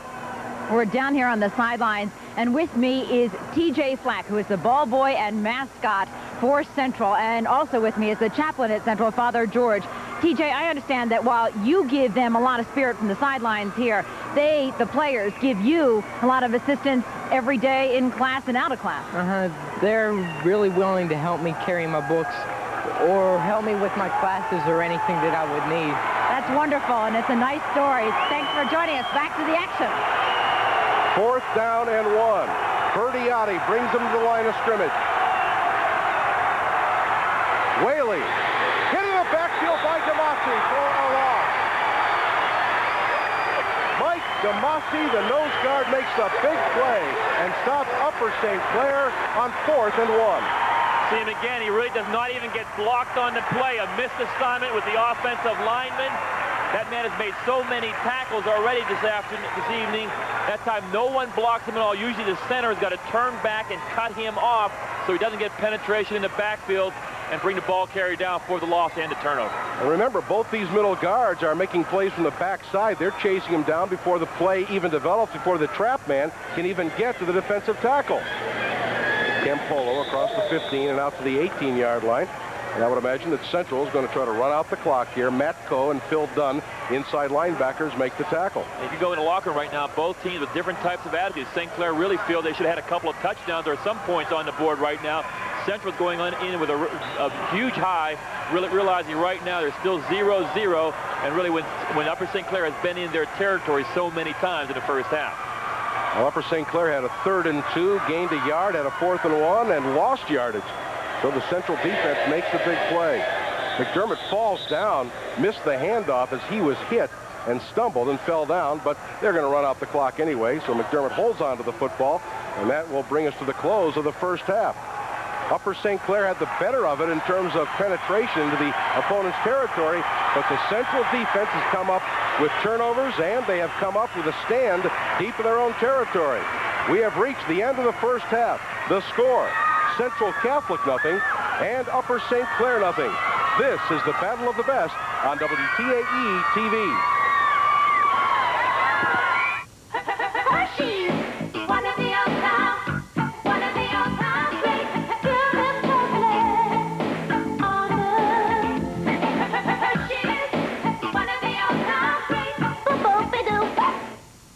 We took 2 of the world's toughest trucks and a 400-foot cliff.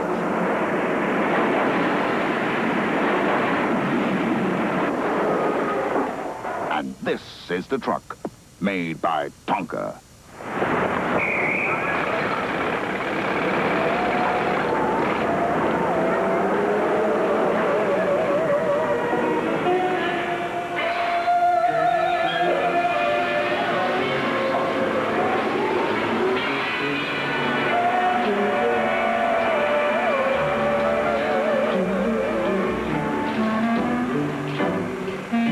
By Hager, your next favorite pair of pants. Quick, up here. He looks just like you. Looking all right yourself, kid. Now when you buy a $5 book of McDonald's gift certificates, you get a free plush musical ornament of Oliver or Dodger, the characters from the new Disney movie Oliver and Company, now only at a theater near you. Oliver and Dodger make great gifts and even play a tune. Hey, Dodge, we made beautiful music together. Yeah, kid. Your holiday place, McDonald's. You remember me. I'm the Pool City Christmas Giant. Here's another fella you're sure to recognize. Santa Claus will be at Pool City this week giving out instant bonus coupons. You use them like cash and save up to $50. Spend $40 to $70, get 5. Spend $71 to $120, get 10. Spend $121 to $250, get 20. Spend $251 to $450, get 40. Spend $451 or more and get 50. You use them like cash. Santa and Pool City have instant bonus coupons for you this week. Ho, ho, ho! Tell them the Giant sent you. Welcome back to Three Rivers Stadium, the Battle of the Best on WPIAL TV. We are scoreless at halftime. Central Catholic nothing, Upper St. Clair nothing, and a game dominated by defensive lines and especially by middle guards Mike DeMasi and Jim Mansfield. Let's go down to the sidelines and our sideline reporter, Albie Oxenreiter. Albie? Thanks, Dan. The Battle of the Best may be being played right now, but there are other 3 teams tonight that are claiming they are the best in their classes. In the past 8 hours, 3 new WPIAL champions have been crowned. And let's recap what's happened today in Class A, Class AA, and Class AAA.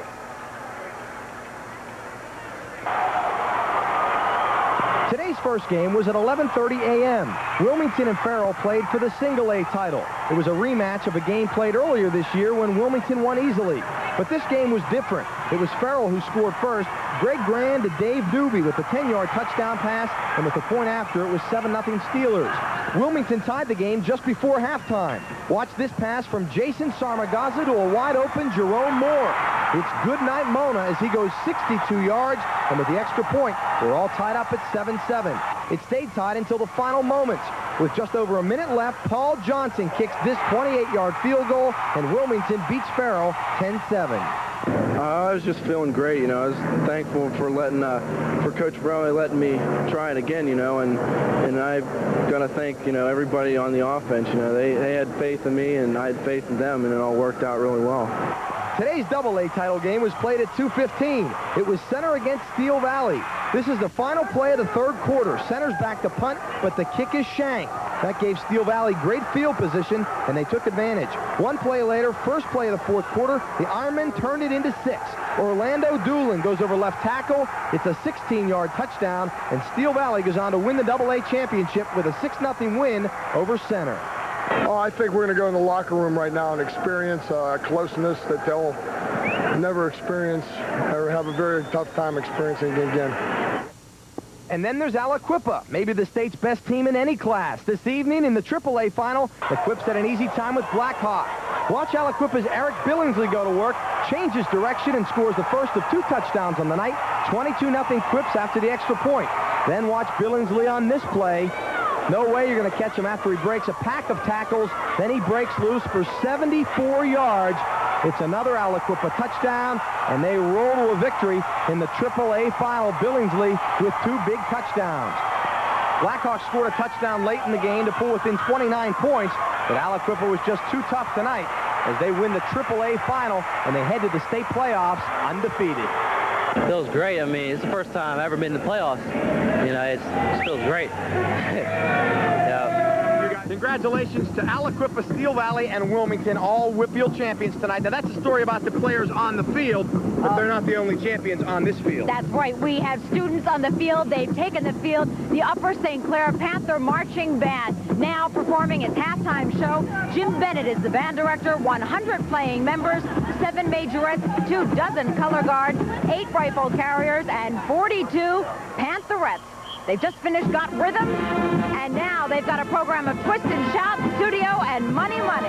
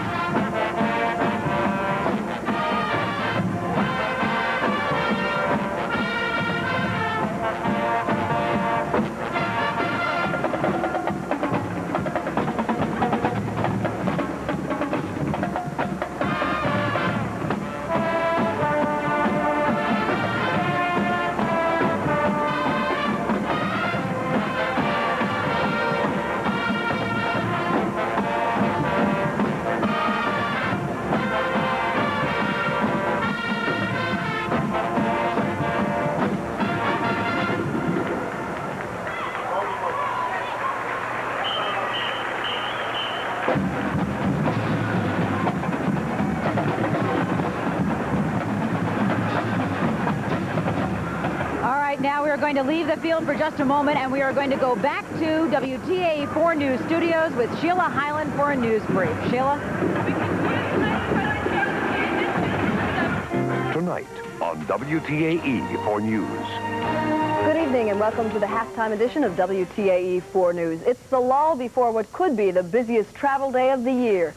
The airport tonight is quiet, but officials say tomorrow could break all records for the number of passengers going through the terminal.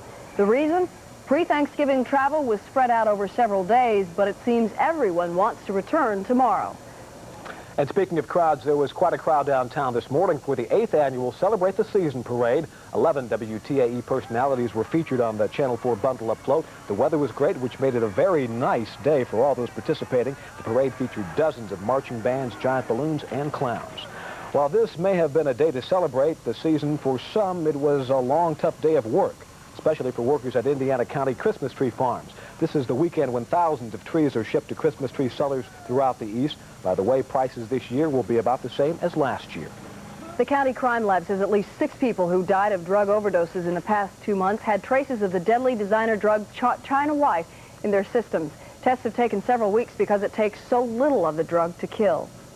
We're at halftime of the WPIAL Quad A Championship game, but earlier this afternoon there was another big game that will have a lot of bearing on the National College Championship. And that game seen right here on Channel 4, Notre Dame beat USC 27-10. That sets up a New Year's Day match between Notre Dame and West Virginia in the Fiesta Bowl. And coming up on WPIAL 4 News at 11, there's a big day for hunters coming up on Monday. We'll take a look at preparations and we'll have highlights of all of today's WPIAL football playoffs. Join us. And that's the halftime report of WPIAL 4 News. We'll be back with more news tonight at 11. Now back to Three Rivers Stadium and the battle of the best.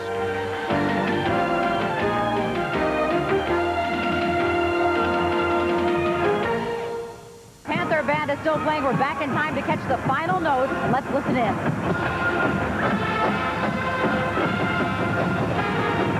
Exit to the benches, turn to the left for gate C. Exit to the benches.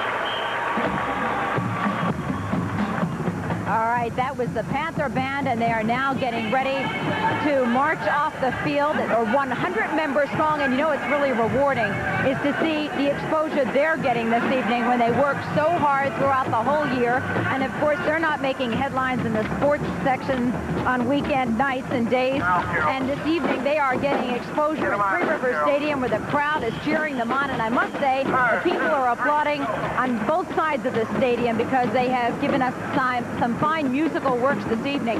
And we are getting ready for Central Catholic's Viking marching band to come on field.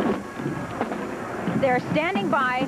Peter Spadero is the band director, 50 playing members, 24 color guard members. And they are going to be doing 4 numbers this evening. The Hot Samba Neveva, Breaking It Up, Bad by Michael Jackson, and Alexander's Ragtime Band, of course, by Irving Berlin. The Central Catholic Viking Marching Band.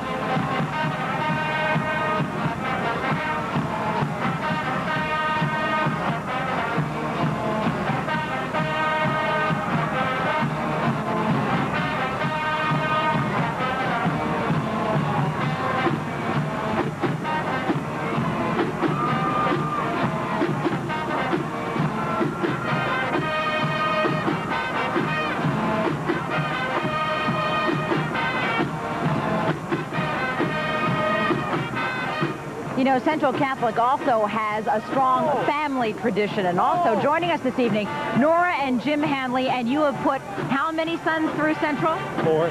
And they have all played football. Yes. The first one in 1972, right? Right, was Jimmy. And the next year, 1982, was Patrick. And then 1980 was John. And Dennis will graduate in 1990. So Dennis is on the field tonight. They've all played football, and you told me earlier that you're tired of washing the jersey. I thought I was through till Dennis got interested in football, too. And I have a little story. 17 years ago tonight, I was down here with my oldest son. He was playing North Catholic in a championship game, and the next day I went to the hospital to have dinner. Oh, my gosh. So Dennis was here.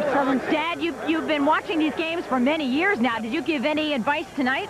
Just be calm and try and relax, that's all. Are you calm? No. Good advice for a son, and the parents don't take it. All right, we're going to take a break from here at Three Rivers Stadium. We are scoreless at the half. We're coming right back in a moment. Every year it happens. Diamonds are left in the rough. Courts are adjourned. Baskets left unfilled. Wheels stop spinning, and deep waters run still. And it's all because every year there's one sale people just can't resist. I'll take the Nike and the car.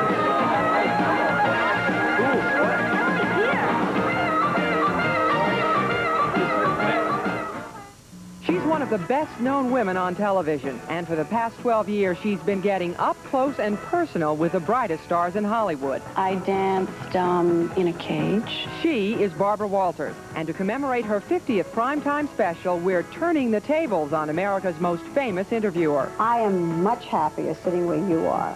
It's always much easier to be in control. I'm Sally Wiggin. Join me for a talk with Barbara Walters, Tuesday night at 11 on WPIAL 4 News.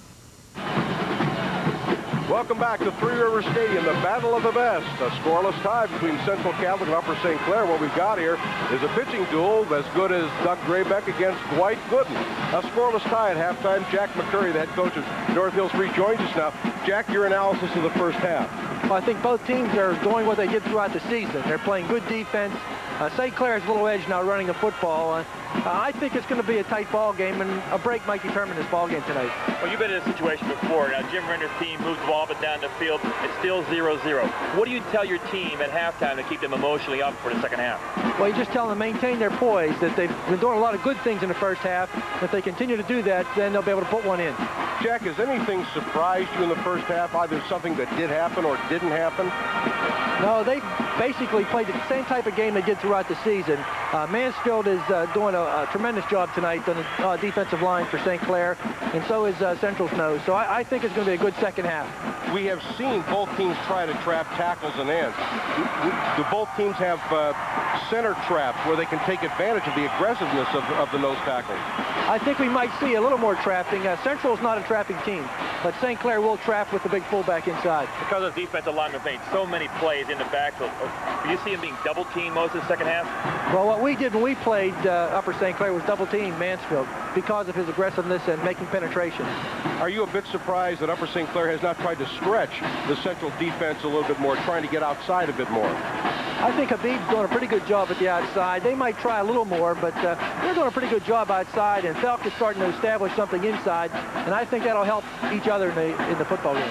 You and I both saw Campolo wide open on a swing pattern out in the backfield. Will they come back to that early in the third quarter, you think? I think everyone saw it. I think they will come back to it. Hopefully St. Clair saw it also and might have it defended. One last thing, Jack. As we've talked about all evening long, both teams primarily are running teams. Does one team have the passing game, or either team have the passing game to come back if they get behind and have to go to the air? Upper St. Clair does have a passing game. It's basically a play-action passing game, though, so a comeback off play-action passing game would be difficult. St. Clair does have the capability. Central, I don't think, has it. Do you think Central will get worn down here in the second half of their defensive line? I think the running game will start to take tail against Central's defensive line, and if St. Clair will continue to do what they did in the first half, they'll be able to put one in. is there any credence to be put into the fact that Upper St. Clair has dominated, at least offensively? They have moved the football better than Central Catholic. Should we draw anything as it might relate to the second half? Anytime that you can run the ball effectively against a team, that tells in the second half. And I think we might see a little more in the fourth quarter of that running game. And what they've done in the first half will take its toll in the fourth quarter. Okay, Jack, thanks very much for being with us. We appreciate it. We enjoyed it also. Thanks a lot. Thanks. Okay, Jack McCurry, the head coach of the North Hills Indians. Your first half stats, I think they reflect certainly Upper St. Clair's dominance offensively. Obviously, in total yards, 111 to 38. In first downs, 9 to 2. The things that have killed Upper St. Clair are the 2 turnovers, both of them in Central Catholic territory, and of course the goal line stand. And the other thing that really hurt Upper St. Clair was the penalty, Jack, when they had the illegal motion, although of course it can always be said that the motion caused the Central defense to be unsettled, and they might not have gotten that yardage. Well, that penalty and also the holding penalty they had when they were inside the 20-yard line and brought that one back as well. But and I got to agree with Jack. I just think you'll see Upper St. Clair continue to pound the football right at Central, and Central's going to have to do it with big plays. Upper St. Clair can do it, just sustaining that running game and maybe some play-action passing as well. All right, Central Catholic opened the game by taking the kickoff, and Central will now kick off to start the second half. Upper St. Clair will take the football first in the first half. So again, the offensive dominance of Upper St. Clair, although it's difficult to use the word dominance when you haven't scored, but in terms of yardage, 111 to 38, 9 first downs to 2. They have shown more of a willingness to pass. In fact, the biggest play of the game in terms of total yardage, a 30-yard pass from Jerry Bertiotti to Tom Martin, the wide receiver. But again, it ended in nothing as Upper St. Clair had the ball deep in Central territory, had a 3rd down and 2, stopped for a yard gain, 4th and 1. They did not make it.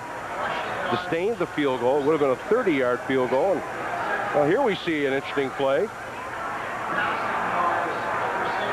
Central, Kevin McClung will kick off, and if that name sounds familiar, it should. Those of you who remember Willie McClung, former defensive tackle of the Pittsburgh Steelers, that is his son, and he will kick off. Upper St. Clair splits out of that triple set, and the kick is short. And it comes to Upper St. Clair across the 35 and out near the 38-yard line, where the Panthers will take over first down and 10 yards to go. And also, Kevin McClung is on the hockey team as well at Central. 6'3", 250-pound center. And a couple days ago, he had a goal and about 3 or 4 assists. And on a pair of skates, he must block out the sun coming down that ice. As a center, I can't believe he's not a defenseman. Knock a few of those guys out of the slot. 6'3" and 250, and he's playing hockey. Jay Caulfield move over. 1st and 10, Panthers their own 38. Habib cuts outside of the 40. 45, got the first down into Central territory at the 47-yard line. There's a case of a young man making it all on his own. The play designed to go off tackle. He's got the option, cuts to the outside. That's just great instinct. The blockers can only do so much for you. Finally, the running back has got to do it on his own. And 3 people really missed trying to make the tackle on Habib, but he can bounce at the outside as good as any running back in high school football and turns it upfield and the speed to turn the corner. Bob Bianchin and Pat Walsh make the tackle. Habib left the game momentarily with a headache. Now he's giving Central Catholic a headache. 1st and 10, Central 47-yard line. Bertiotti, he's hit from behind, and it is caught out of the air. And it is Phil Dunn who carries the ball. This will be now, whether or not it would have been called a fumble or a pass completion is immaterial. Well, if the pass completion, it's going to be brought back. If it was a fumble in midair, the play will stand. But the penalty flag back at the 45-yard line, no defender touched the football. Anyone on the offense may advance. Calling that a fumble in midair, and he can't advance the ball inside the 40-yard line. So Phil Dunn has the biggest passing play of the day. It is called a fumble, officially called a fumble. You see right now the play-action fake. Bertiotti's going to get pressure from the backside, his blind side, because he's rolling out to his left. A little semi-roll, that pump fake, and now he's getting nailed from the backside. It pops up in the air. They're calling that a fumble, and it's brought in by Phil Dunn. And there's no one around the right side. He just turns the corner. That's pretty good moves for an offensive lineman, the right guard. and he gets the first down. That play may go in the playbook for St. Clair. Well, as you said earlier, Jack, in high school football, you can pick up a fumble and run with it. That, of course, happened in the backfield. It is called a fumble. Phil Dunn picks up 10-plus yards and a first down. Tony Mariani was the guy who hit the quarterback, Jerry Bertiotti, forced him to cough it up, and right into the waiting arms of right guard Phil Dunn, and a first down for USC. So they have picked up 2 consecutive first downs. Bertiotti keeps. He's got a blocker. 35, 30, Bertiotti. Down near another first down near the 26-yard line. Todd Orlando and Sheldon Higginbotham made the tackles, but Upper St. Clair, Jack, making good use of the threat of Pete Habib. That fake allowed Bertiotti to get around left end and close to another first down. You also got a good block by Phil Dunn, to get one of the leading pass receivers on the St. Clair offense. That time on that bootleg, that rollout, when they got outside of containment, Dunn was the guy leading on the play. That's why Bertiotti got some additional yardage inside the 30-yard line. Dunn says, look, you guys block for me, so I might as well throw one for you. It is a first down. Football at the 26-yard line of Central Catholic. Habib, left tackle, no gain. Just a dive play, straight dive, and no gain. The right side of the Central defensive line, led by Scott Callender and Tony Mariani, make the tackle, no gain. It'll be second down and 10. And it's a very important drive now for St. Clair. They've been down into Central territory a couple of times in the first half. They're down here again.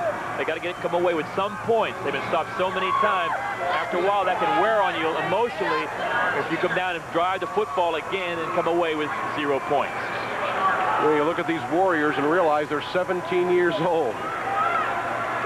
Second down and 10 yards to go. Whaley in motion to the far side. Here's the option pitch to Habib. He's hit in the backfield, breaks a tackle, and gains a couple to the 24-yard line. But again, good penetration by Jamie Lakota. Todd Orlando was there to clean up on the tackle, and the penetration destroys the option. Well, you can hear the hitting down on the field right now. The option, Bertiotti gets the football. They've been trying to run this play in the first half with good success to Habib. Now they get the good pursuit by Central, turned in. Now here comes Orlando to help out on the tackle. Good gang tackling by Central to hold that to a short game.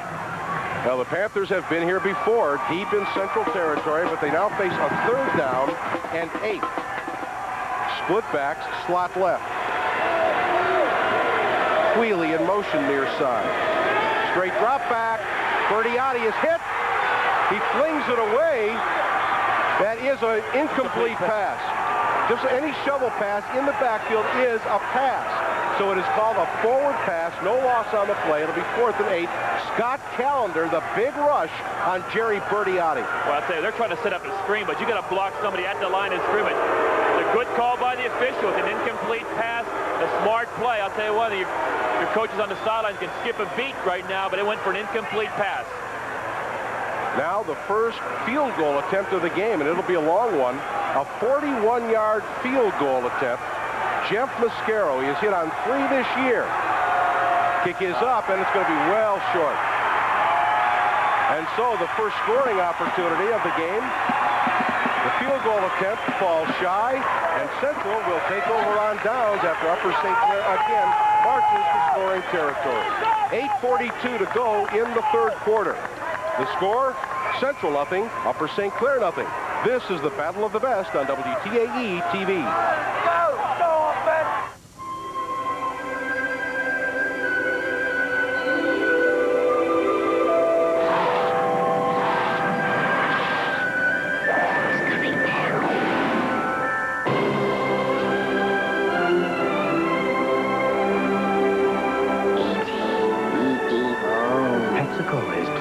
That E.T. has come home on video cassette. For the holidays, Pepsi is offering a special $5 rebate with the purchase of an E.T. video and Pepsi.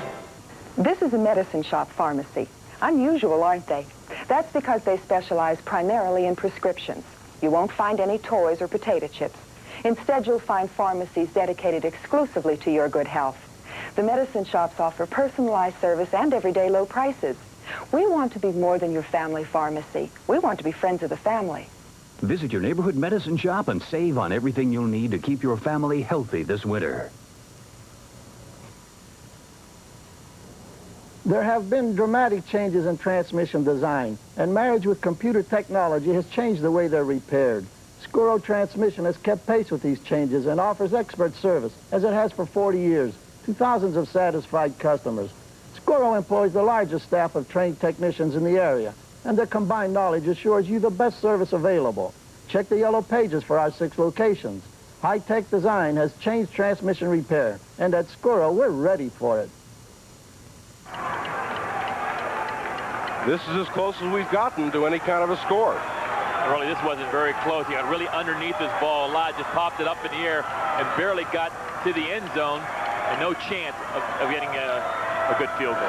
Central 1st and 10 from their 20, and this is Mike Campolo gets 2 to the 22-yard line, where it'll be 2nd down and 8. One good thing, I saw a good snap on a kicking play. I haven't seen that in the 4 months I've been following the Steelers. So I feel refreshed now.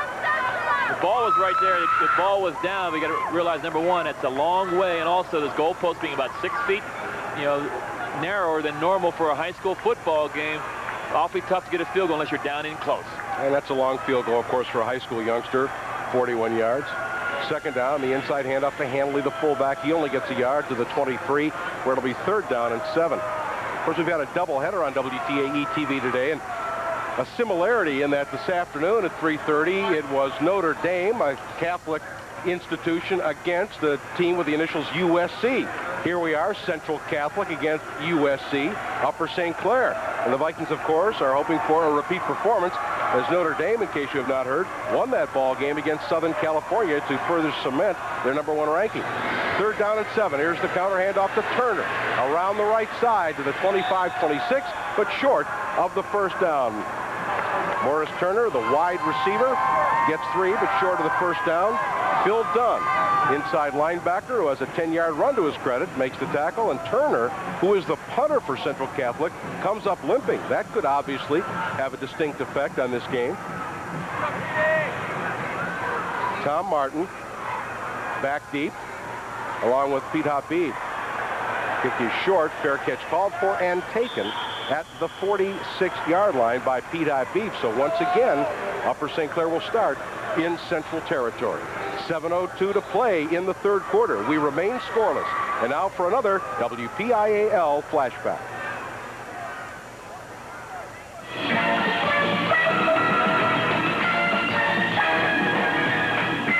'86, North Hills versus Gateway.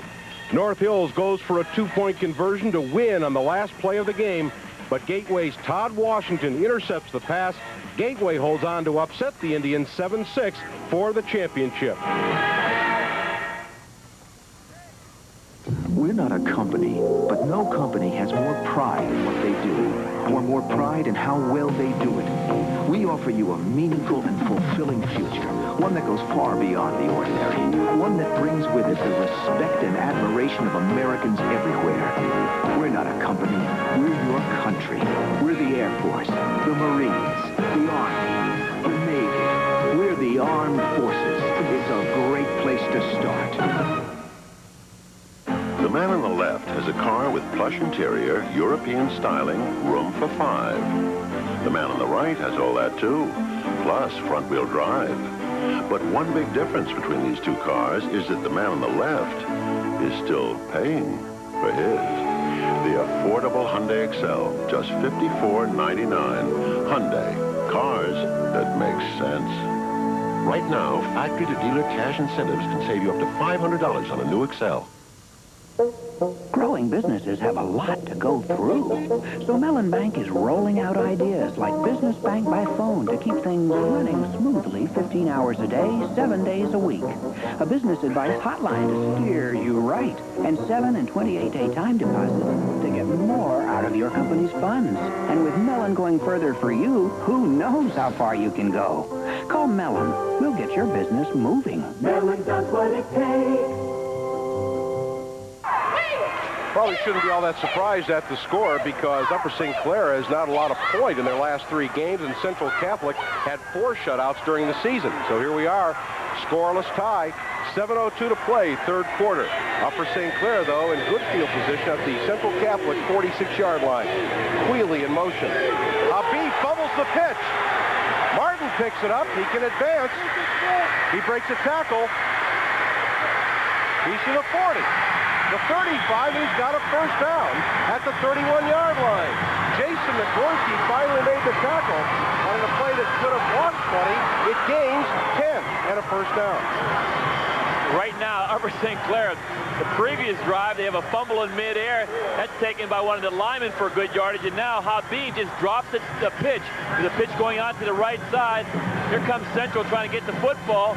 All of a sudden, out of nowhere from the defensive Martin, I guess, Tom Martin, coming from that split end position, takes the football, and all the pursuit is in the middle of the field, and he makes the first down. A big break for Upper St. Clair. They're at the Central 33-yard line, first and 10. Habib handles the handoff this time. It gets down to the 29-yard line for a gain of 4, where it'll be second down and 6. That looks like that play that Tom Osborne runs in Nebraska, the Boomerooski or whatever he calls it. The ball's been bouncing right for St. Clair here in the second half, but they still can't put it in the end zone. On Central's side, that defense has been out there a long time against that offensive line, and it could be worn down maybe in the fourth quarter. Central's offense, when they get the football back, has got to do something, maybe throw the ball on first down to try to move the ball against St. Clair. Pete Habib now, 66 yards on 12 carries. Second down. Look at this, a full house backfield. Habib, right guard, crashes his way down to the 25-yard line. Going to bring up third down and very short yardage. Third down and 2 for Upper St. Clair. Middle guard, Mike DeMasi, makes the tackle for Central Catholic. Ron Cortez getting up from the pile, as is Pete Habib. Well, Habib looks like just an outstanding athlete. Big, strong legs. When he gets into a pile, he's delivering a blow to the linebacker or the defensive lineman trying to tackle him. He's always going forward when he's carrying the football, getting those extra yards. Third down and 2. It's like deja vu. They've been in this. The field's been tilted. Wing right. Habib. He's hit at the 22 and driven back, but that is good for a first down. Tony Mariani and Sheldon Higginbotham hit Habib, but he's able to pick up 3 and a first down at the Central 22, perhaps the 21-yard line. Not only on the outside on the pitch, but also when you need the tough yards inside. 2 people hit him right here, and he still ends up going forward and getting by the extra 2 or 3 yards down to the 21-yard line. I'll tell you, Falcon Quealy threw very good blocks. John Fischetti, the head coach of Central Catholic, he has seen his defense backed up all night long. Now Upper St. Clair with a first down at the 21, out of the full house backfield again. This is Doug Whaley. Stumbles as he's hit from behind and gets to the 18-yard line for a gain of 3. It'll be second down and 7. The clock runs, 4:25 to play, third quarter. Doug Whaley hasn't carried the football that much, but he really stumbled over one of his offensive linemen. Again, this Upper St. Clair offensive lineman got a good push onto Central, and Whaley just trips over one of his offensive linemen, or he would have had a lot more yards in that play. Give that line credit. Jim Mansfield, Brian Cullen, Matt Welty, Phil Dunn, Ron Cortez, Matt Poe, the tight end. Habib, he's hit in the backfield and dropped for a loss. Boy, what a terrific play by Scott Callender, the defensive tackle. He's a senior, 6'3", 210 pounds. It seems like every time that Central needs a big play, someone makes it in that defensive line. Callender, this time, he's the guy that gets the penetration. In the first half it was Mike DeMasi getting a lot of the big plays in that backfield. When they get down in close and make the big play, you see him right now just get the penetration. I don't care how good a running back you are, you get that kind of effort from a defensive lineman, you'll be thrown for a loss. The loss is 1. It is third down and 7 from the 19-yard line. Belk inside to the 10. Belk to the 5. Right down, touchdown. Upper St. Clair.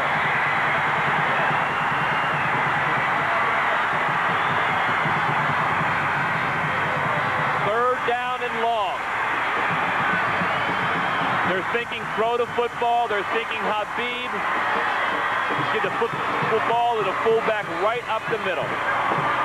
I'll tell you who's happy. If you saw just a couple of seconds ago, our Ivan Zanos is in the crowd cheering for St. Clair.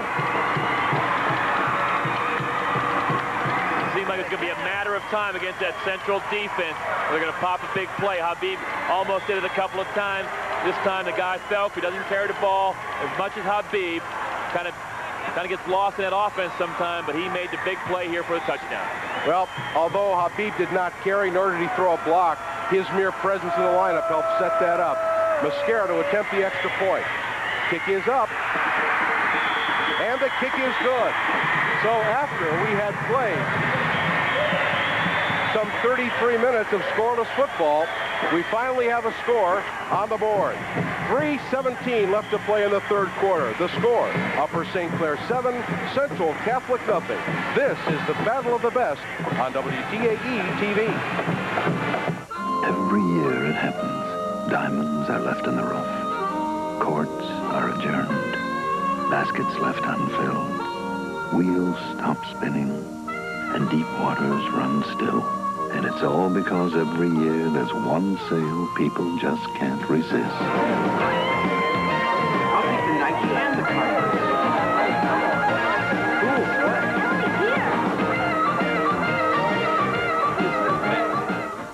Announcing Dream Waterbed's pre-holiday sale with great savings on beds for the entire family. Save big on our new line of popular day beds. All beds include the spring and mattress. Prices start as low as $149. We've also got children's waterbeds on sale with a big selection to keep them happy and prices starting at $149 to keep you happy. Soft side beds are on sale too. The popular Soma just $279. Beds for the entire family on sale now at all 14 Dream Waterbeds locations during our incredible pre-holiday sale. It's got to be a dream. It's the night before Christmas and all through your house. Not a creature is stirring, not even your spouse. Stockings are hung by the chimney with care. In hopes that pirate gifts soon will be there. The kids are all resting. Snug in their beds. While visions of pirate jackets dance in their heads. But you can make them happy. At the Pirate Clubhouse store. Downtown or Allegheny Center. You couldn't ask for more. Get pirate gifts for Christmas at the Pirate Clubhouse store, Weston William Penn, Allegheny Center, or call 321-BUCKS for a catalog. Hey, that wasn't in the poem, was it? Here's the 19-yard touchdown run by Mike Felk. What a good block right at the point of attack by Brian Cullen. Turns out one of defensive linemen. Also by Jim Mansfield as well. And I'll tell you one thing, also Central kind of guessing on the play, thinking pass, taking themselves out of the play initially and not thinking Felk is going to carry the football and takes it right up the middle for the score. A 46-yard drive after the punt by Turner, 7 plays. And, of course, the big play was Tom Martin picking up the fumble on the aborted play, as it were, and that kept the drive alive, gained a first down, and that enables Upper St. Clair to pound it in from the 19. This changes everybody's thinking right now on a central side. Now they've got to open it up a little bit. A 7-point lead to be insurmountable. Picked up on a bounce, and Central Catholic will drive out near their own 40-yard line. There were 3 men deep. I'm sure they meant to get it, bounce it over the first wave, but as it was, Central will start out at their own 40-yard line. Central has penetrated Upper St. Clair territory just once, Jack, and that came after a turnover. They really did not drive into Upper St. Clair territory. The last 2 drives they've had, it's been 3 and out, and punting the ball right back to St. Clair. St. Clair going in just half the field to score on that touchdown drive. Now they've got to open up a little more. I wouldn't be surprised, maybe a play-action fake here, and maybe throw the football here on first down, because they've had trouble running the football against St. Clair. 1st and 10, Central. McDermott rolls right, fires on the run, incomplete. Intended along the far sideline for Pat Walsh. It is incomplete. McDermott has yet to complete a pass tonight. He is now 0 for 4. It'll be 2nd down and 10. I don't know, Jack. I think the prettiest play to watch work correctly is the trap because of so many people moving, and just was worked to perfection that time. Good block by Mansfield on Todd Orlando. That's one of those plays that really looks pretty when it is executed like it's drawn up. 2nd and 10. Mike Campolo got some running room across the 45 and out near the 47-yard line. Jim Mansfield, the middle guard, and Phil Dunn, the inside linebacker, make the tackle for the Panthers. But the Vikings pick up a bit more than 6 yards, to bring up 3rd down and a little bit less than 4 yards. And it seems like Central Catholic has hardly had the football at all during this game. And really, now with 2:20 left, 2:19 left to go in the third quarter, fatigue starts to set in for a lot of these young guys out here playing. Because you realize a lot of these players are going both ways. Mansfield, for example, playing defensive lineman and offensive tackle. It takes a lot out of you in the fourth quarter. Sometimes it takes a toll on the players. Here's a hidden ball trick to Hanley, and Hanley drives close to the first down. He looks like he may be a few inches shy. Matt Coe made the tackle. Kind of like a inside Statue of Liberty play. A little wraparound draw. Cincinnati Bengals like to run that play a lot. Came up about a half a ball short, and now the first big decision of the game right now. Will Coach Fischetti go for it here on 4th down? About the length of the football away from the first down. And he's going to take his time right now and think about this, because the game could hinge right here. Because you get the football to St. Clair at the 50-yard line, they may punch in another score. All right, we'll wait for Coach John Fischetti's decision. And while we do, let's go down on the sideline to Ann Devlin. Ann? Guess who I have with me on the sidelines? Missy Bertiotti. Her brother is Jerry Bertiotti. Right. He is out as the quarterback for USC. You flew in from Texas for the game. Right. I'm very, very glad I'm here. I'm very glad. We just scored a touchdown, so it's looking good. And you're a professional golfer now. You go all over the country. You're going to Florida tomorrow for a tournament. Bottom line, what kind of advice did you give him going in? Was he nervous? He was a little edgy, the stadium, but I just told him he was meant to, you know, this is what he practiced for all year. You get excited and it's your turn to show off. So I hope USC just shows off all night. Now you're a graduate as well, class of Upper St. Clair, 81. And now what does it mean when you look out on the field? You see your team. What's it like up in the stands too? Exciting. The parents are so behind the Upper St. Clair Panthers. Is a nice community. All right, we're going back on the field for the action. We talked about ball control and ball possession. Thus far, Upper St. Clair has controlled the ball for 21 minutes and 20 seconds. Central for only 13 minutes and 8 seconds. And as you see, Central is going for the first down on 4th and inches. The inside handoff, and they've got the first down of the Upper St. Clair 48-yard line. Dennis Hanley, the fullback, gets the first down. So John Fischetti rolls the dice, gambles, and wins, Jack. I think he really considered on the field right now. His defense might be a little bit tired. It's only about the length of the football. They need to keep a drive going right now. They couldn't give the football right back to St. Clair after them scoring a touchdown. A calculated move at midfield, but it worked. Well, the first down, even if they don't score on this drive, will change the field position around somewhat. Most of this half has been played in Central territory. 1st and 10, McDermott with the fake. He's got a lot of room to run. He will do so to the 45, the 40, and knocked out of bounds near the 40-yard line.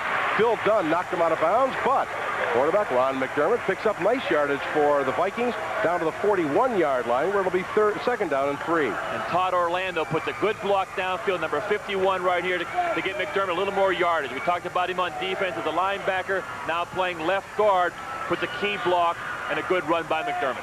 And also a good backside block by Sean Moore on Jim Mansfield, who has created havoc. McDermott now 15 yards rushing on 3 carries. Campolo inside the 40 to the 39 and close to the first down. They may call for a measurement here. Had to get to the 38.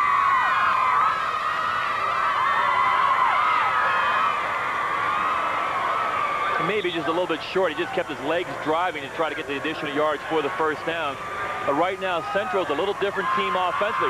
They're not as predictable running the ball like they had been in the previous 2 drives. They're behind right now. A little bit of rollout, running the football on a bootleg and a scramble. And now Campolo looks like maybe a little bit short of the first down. By a foot or less, it'll be 3rd down. Certainly if he went for it on 4th down before, he would again. Jack, I know you were down here when Upper St. Clair was practicing, and the young kids from Upper St. Clair were just in awe of Free River Stadium. Well, they came down to their special teams, their kicking game or whatever. But the first 4 or 5 minutes of the practice, all they were doing is looking around at the stands, weren't even concentrating on the field. 3rd down and a foot. Hanley, first down, Central Catholic inside the 38-yard line. Dunn makes the tackle, but a first down for Central Catholic. Coach Jim Render, talking about taking his team on the field, said here's where Jack Camp tripped and fell down. Here's where he let Kenny Stabler get outside of him in the playoffs. Here's where O.J. Simpson went 88 yards around his end. Well, you finally admitted it. You've been blaming Russell for that for years. For years you blamed Andy Russell. Well, this is Central's deepest penetration of the game at the Upper St. Clair 38-yard line. Here's the counter fake. McDermott looking, throwing deep. And the pass is intercepted. Intercepted by Mike Quealy. Quealy now has intercepted a pass in 4 consecutive games as Central tried for the home run ball. The pass way down deep was intended for Morris Turner, but double coverage on the play. Quealy just played this ball perfectly. He looked back at the quarterback. McDermott just threw that football 2 people downfield. And I'll tell you, that's an outstanding play by Quealy. Looking at the football, seeing it all the way, he looked like the receiver on the play and came up with the interception. And in case he had any difficulty, Tom Martin was over there with him as well. So with 16 seconds left to go in the third quarter, you were watching Ron McDermott, who throws the interception. 1st and 10, Upper St. Clair at the 20-yard line after the interception and touchback. Pete Habib outside to the 25 to the 27-yard line. And what should be the last play of the third quarter. Orlando and Walsh make the tackle. And that is the end of the third quarter. We have seen our first score of the evening. The Panthers of Upper St. Clair have it. A 19-yard run by Mike Phelps. And they lead Central Catholic 7-0 as we head for the fourth and final quarter. This is the Battle of the Best on WPIAL TV. Hello, I'm Al Lorenzi. Welcome to the Lorenzi Building Materials Complex. We have one of the largest inventories of building products in one location. Because we're an Anderson distribution dealer and a Colby & Colby direct distributor, we have over 3,000 windows in stock. Kitchens, bathrooms, stores, lumber, a hardware center. It's a home show every day. We deliver, provide financing, offer installation assistance, and low prices. You'll see it pays to make the drive. Happy birthday. Ooh, blue. How'd you know? Well, Blue's my favorite color. Honey, this shirt doesn't look new anymore. No. That blue isn't as blue as it used to be. Honey, is this my favorite old shirt? That's it. I thought it was blue. If your colors are fading, try a new detergent. Introducing a brand new Cheer. As it attacks dirt, it helps protect colors, too. As time goes by, you'll see the difference new Cheer makes. Happy birthday, Brian. Oh, another shirt. Yes, but it's red. New Cheer. Dirt goes, color stays. 10 batteries? You're not included? No batteries, no Christmas. There's something you should know. They're free. Here. Buy a burger, get a battery. No, buy gift certificates. Get 4 batteries. So the toy people don't give you batteries. The Burger King people do? Buy a $5 book of gift certificates and get Ever-Ready Energizer AA batteries free at Burger King. Upper St. Clair leads the game by 7, but they lead the statistics by a wider margin. Upper St. Clair, 166 yards rushing, 38 passing, 204 total. Central, 67 rushing, none passing. As we begin the fourth quarter, 2nd down and 3. Habib, running room near the 30-yard line, has to get to the 30 for the first down. Depends on the spot of the ball as we begin the fourth quarter. And remember, Habib plays defensive back on the defense for St. Clair, but he's running just as hard right now as he did in the first quarter. See right now, 4 people up at the line of scrimmage trying to stop the inside running game against St. Clair, with Central trying to little change up defensively. They got to start taking some chances now, maybe a different scheme defensively, hit some gaps, and try to make a big play to get the football back, or St. Clair will just grind it out in this fourth quarter. Matt Welty out over the ball for Upper St. Clair. It is a first down. First down and 10 at the 30. Kind of a wishbone formation. This is Felt, the fullback. And he gets out to the 34-yard line for a gain of 4, 2nd down and 6. And this is exactly what Upper St. Clair would like to do. Remember, though, Upper St. Clair has turned it over twice, Jack, so a turnover down deep here, and Central could drive it in. I'm sure Jim Renner has told his team, especially the running back, put 2 hands on the football right now. If we continue to run the ball right now, we'll end up winning this football game with 10:50 left to go in the fourth quarter. The running game's been good to them all day long. I hope it'll continue here in the fourth quarter. Cheerleaders from both schools, 2nd down and 6 yards to go. Pro set backfield, Whaley in motion. 30-yard short drop, fires to the sideline. It is caught and then dropped. Center receiver was Tom Martin, who has caught 2 passes tonight. Sheldon Higginbotham on the coverage, so the incompletion will bring up a 3rd and 6. Really a surprise play here, 2nd down and 6. They go to the passing game. That's maybe a reason why they will not go back to the passing game here on 3rd down, try to run the football game with Habib, maybe to the outside on the pitch. Well, they can always try that play to Dunn. That was good. That fumble up in the air. Or fumble the ball 20 yards behind and then have your wide receiver Martin pick it up and go for a 1st down. As someone once said, whatever it takes. 3rd down and 6. Central must stop Upper St. Clair here. Here's the inside handoff, and short of the 1st down, across the 37 to the 38-yard line, is Pete Habib, and so Upper St. Clair will be forced to punt. Mike DeMasi makes the tackle for Central. They hold, and they'll get the ball back. As strong as the running game has been for St. Clair, a surprise on 2nd down and 6, they threw the football to try to get the 1st down. And the wide receiver Martin dropped the football, but now it ends up a punting situation for St. Clair. Quealy will punt. Walsh back deep for Central. Oh, man. Good punt by Quealy. Walsh all the way back at his 18. 25, 30, 35, 40. Needs to beat a man. He's dragged down from behind by the ankles in the 44-yard line. So, a 26-yard return after a 45-yard punt, and Central will start out in good field position. 9:52 to play in the football game. The score, Upper St. Clair 7, Central nothing. This is the Battle of the Best on WPIAL TV. The man on the left has a car with plush interior, European styling, room for 5. The man on the right has all that too, plus front-wheel drive. But one big difference between these two cars is that the man on the left is still paying for his. The affordable Hyundai Excel, just $54.99. Hyundai, cars that make sense. Right now, factory-to-dealer cash incentives can save you up to $500 on a new Excel. Growing businesses have a lot to go through. So Mellon Bank is rolling out ideas like Business Bank by phone to keep things running smoothly 15 hours a day, 7 days a week. A business advice hotline to steer you right. And 7 and 28-day time deposits to get more out of your company's funds. And with Mellon going further for you, who knows how far you can go. Call Mellon. We'll get your business moving. Mellon does what it takes.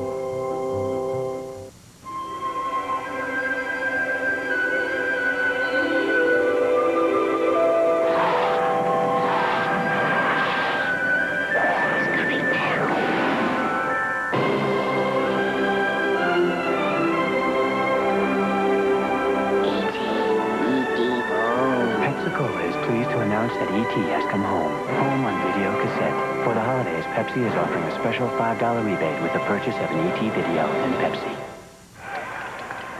25-yard punt return by Pat Walsh has the ball at the 43. Really a touchdown-saving tackle by Doug Whaley here at the end, right at the 43-yard line. Or that could have gone for the distance. A tremendous kick by Quealy, who can do everything for that team. Intercept passes, punt the football extremely well. Gifted athlete. Hanley and Campolo behind Ron McDermott. 1st and 10 Central. They're on 43. Turner in motion. Campolo, right tackle, 45 to the 46, and a gain of 3, 2nd and 7. Jack, there was a play in the first half, a pass, where Campolo was wide open down the sideline. I know you expect Central to go back to that. Well, he could not get the ball off because Mansfield put so much pressure on the quarterback, but he came out of the backfield, he swung down the sideline. Not only did Central see he was wide open, I'm sure the St. Clair coach is up here as well. And I'm sure they're not going to give them a big play. They feel Central cannot go to distance, making plays all the way down the field against that defense. Campolo, 38 yards on 14 carries. McDermott fires incomplete and almost intercepted. The pass was almost intercepted by Matt Coe, the inside linebacker, number 86. So Central still has yet to complete a pass tonight. It is 3rd down and 8. This pass is right across the middle on a little crossing route by Pat Walsh underneath. You see him about 5 yards right in front of the quarterback. The timing is way off on the pass. And this is what happens to teams, is they rely so much on the running game. And when you get behind, and 7-0 is a lot of points when you rely so much on that ground attack, and you don't have a balanced passing attack along with it. Central, 2 out of 8 on 3rd down conversions. McDermott, he loses the ball. It'll be an incomplete pass. He wanted a pump fake, and the ball slipped out of his hands. So it's an incompletion, as he was looking downfield, and that'll force Central to punt. And I think McDermott might have had the first down after he tried to pump fake. We'll see it right now. He's trying to go deep downfield. It was covered deep by the secondary St. Clair. You see him right now stepping up in the pocket, pump fake, and call that an incomplete pass. 4th down. Turner punts again. This is his 5th punt. He's averaged 30 yards per punt. Upper St. Clair dangerously calls for the fair catch. Habib takes it at his own 34-yard line. 9:02 to play in the football game. Upper St. Clair leads it 7-0. Now for another WPIAL flashback.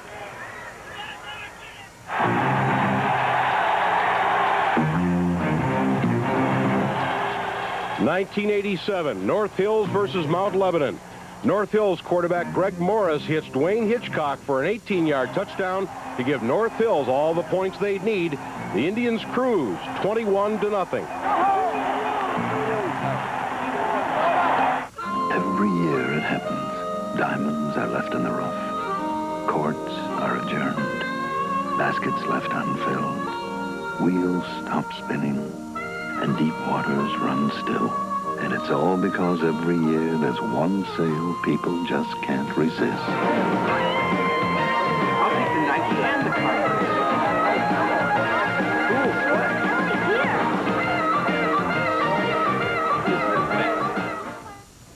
We're not a company, but no company has more pride in what they do, or more pride in how well they do it. We offer you a meaningful and fulfilling future, one that goes far beyond the ordinary, one that brings with it the respect and admiration of Americans everywhere. We're not a company, we're your country. We're the Air Force, the Marines, the Army, the Navy. We're the Armed Forces. It's a great place to start. I was going to tell you about Scuro transmissions, but I think I'll let these folks do it for me. I brought the car in one evening, and the next day I picked it up, and since then I've had no trouble at all with it. The estimate and the bill were even below what they had quoted me over the phone, which doesn't happen often, and I was very satisfied with the bill. It's the best service I ever got. He knows what he's doing, and he's honest. Hey, I'm supposed to say that. The telecast rights for tonight's Quad A championship game are the sole and exclusive property of the WPIAL. The live telecast of this game by WTAE TV is intended exclusively for the benefit of our television audience. Rebroadcast of this coverage is prohibited without the express written permission of the WPIAL and WTAE TV.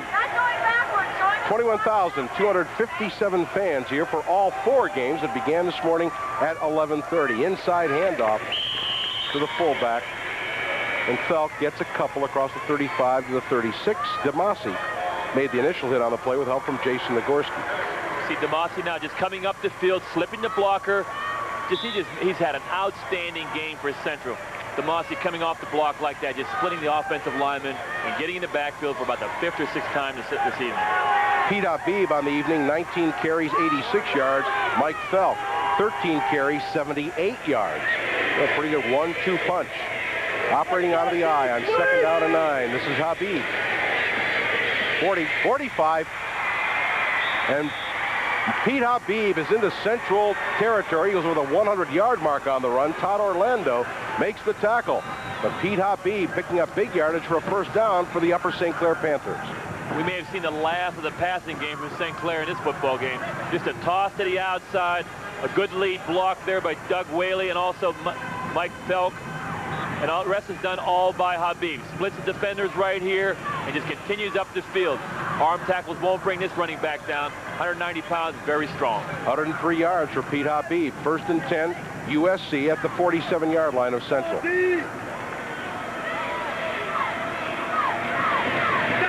Habib again got a big hold down to the 40-yard line. 7 more yards for Pete Habib. Pat Walsh, the safety, makes the tackle.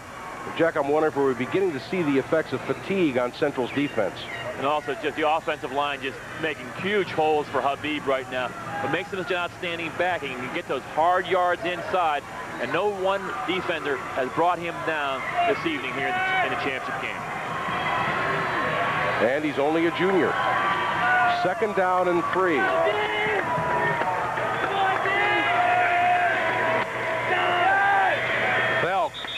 hammered at the line of scrimmage. We have lost a yard. There's a flag on the play. Vince Hughes makes the tackle with help from Pat Nip. We should also mention this is the last game of the year for Upper St. Clair, but not for Central Catholic. Regardless of the outcome tonight, Central, we see the holding call against Upper St. Clair. Central will play in the PIAA playoffs next Saturday against Brashear, the City League champion. Upper St. Clair School Board voted not to participate. And I talked to Coach Fischetti about playing a game after this championship game. He said, this is the big game right now. The WPIAL championship is what we're concerned about.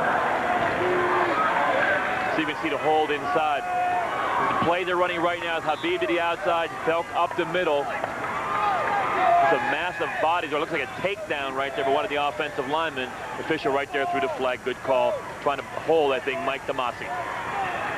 So they take it back to the 49-yard line. Second down and 13. Jim Render holding on to that 7-0 lead.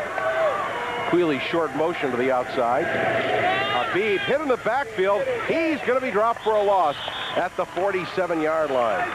So the Central defense stands up again. It'll be third down and 14. Clock running, down to 7 minutes to play in the football game. Upper St. Clair leads 7-0. Damasi and Mariani making the hits on the play. St. Clair will be very careful right now. They just feel that Central, without a passing game at all in this game, cannot drive the football the entire length of the field.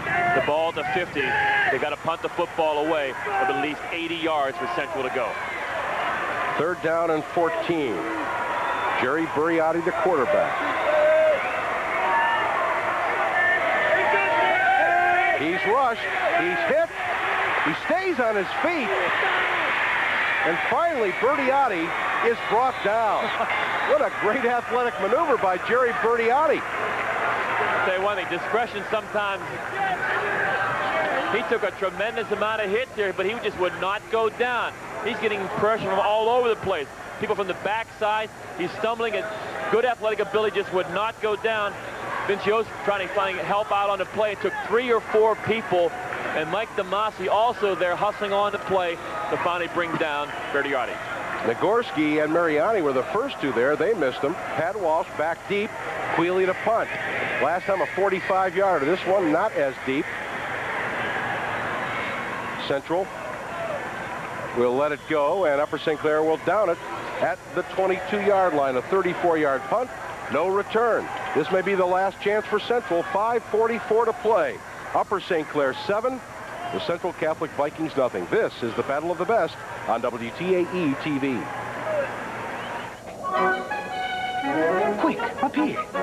He looks just like you.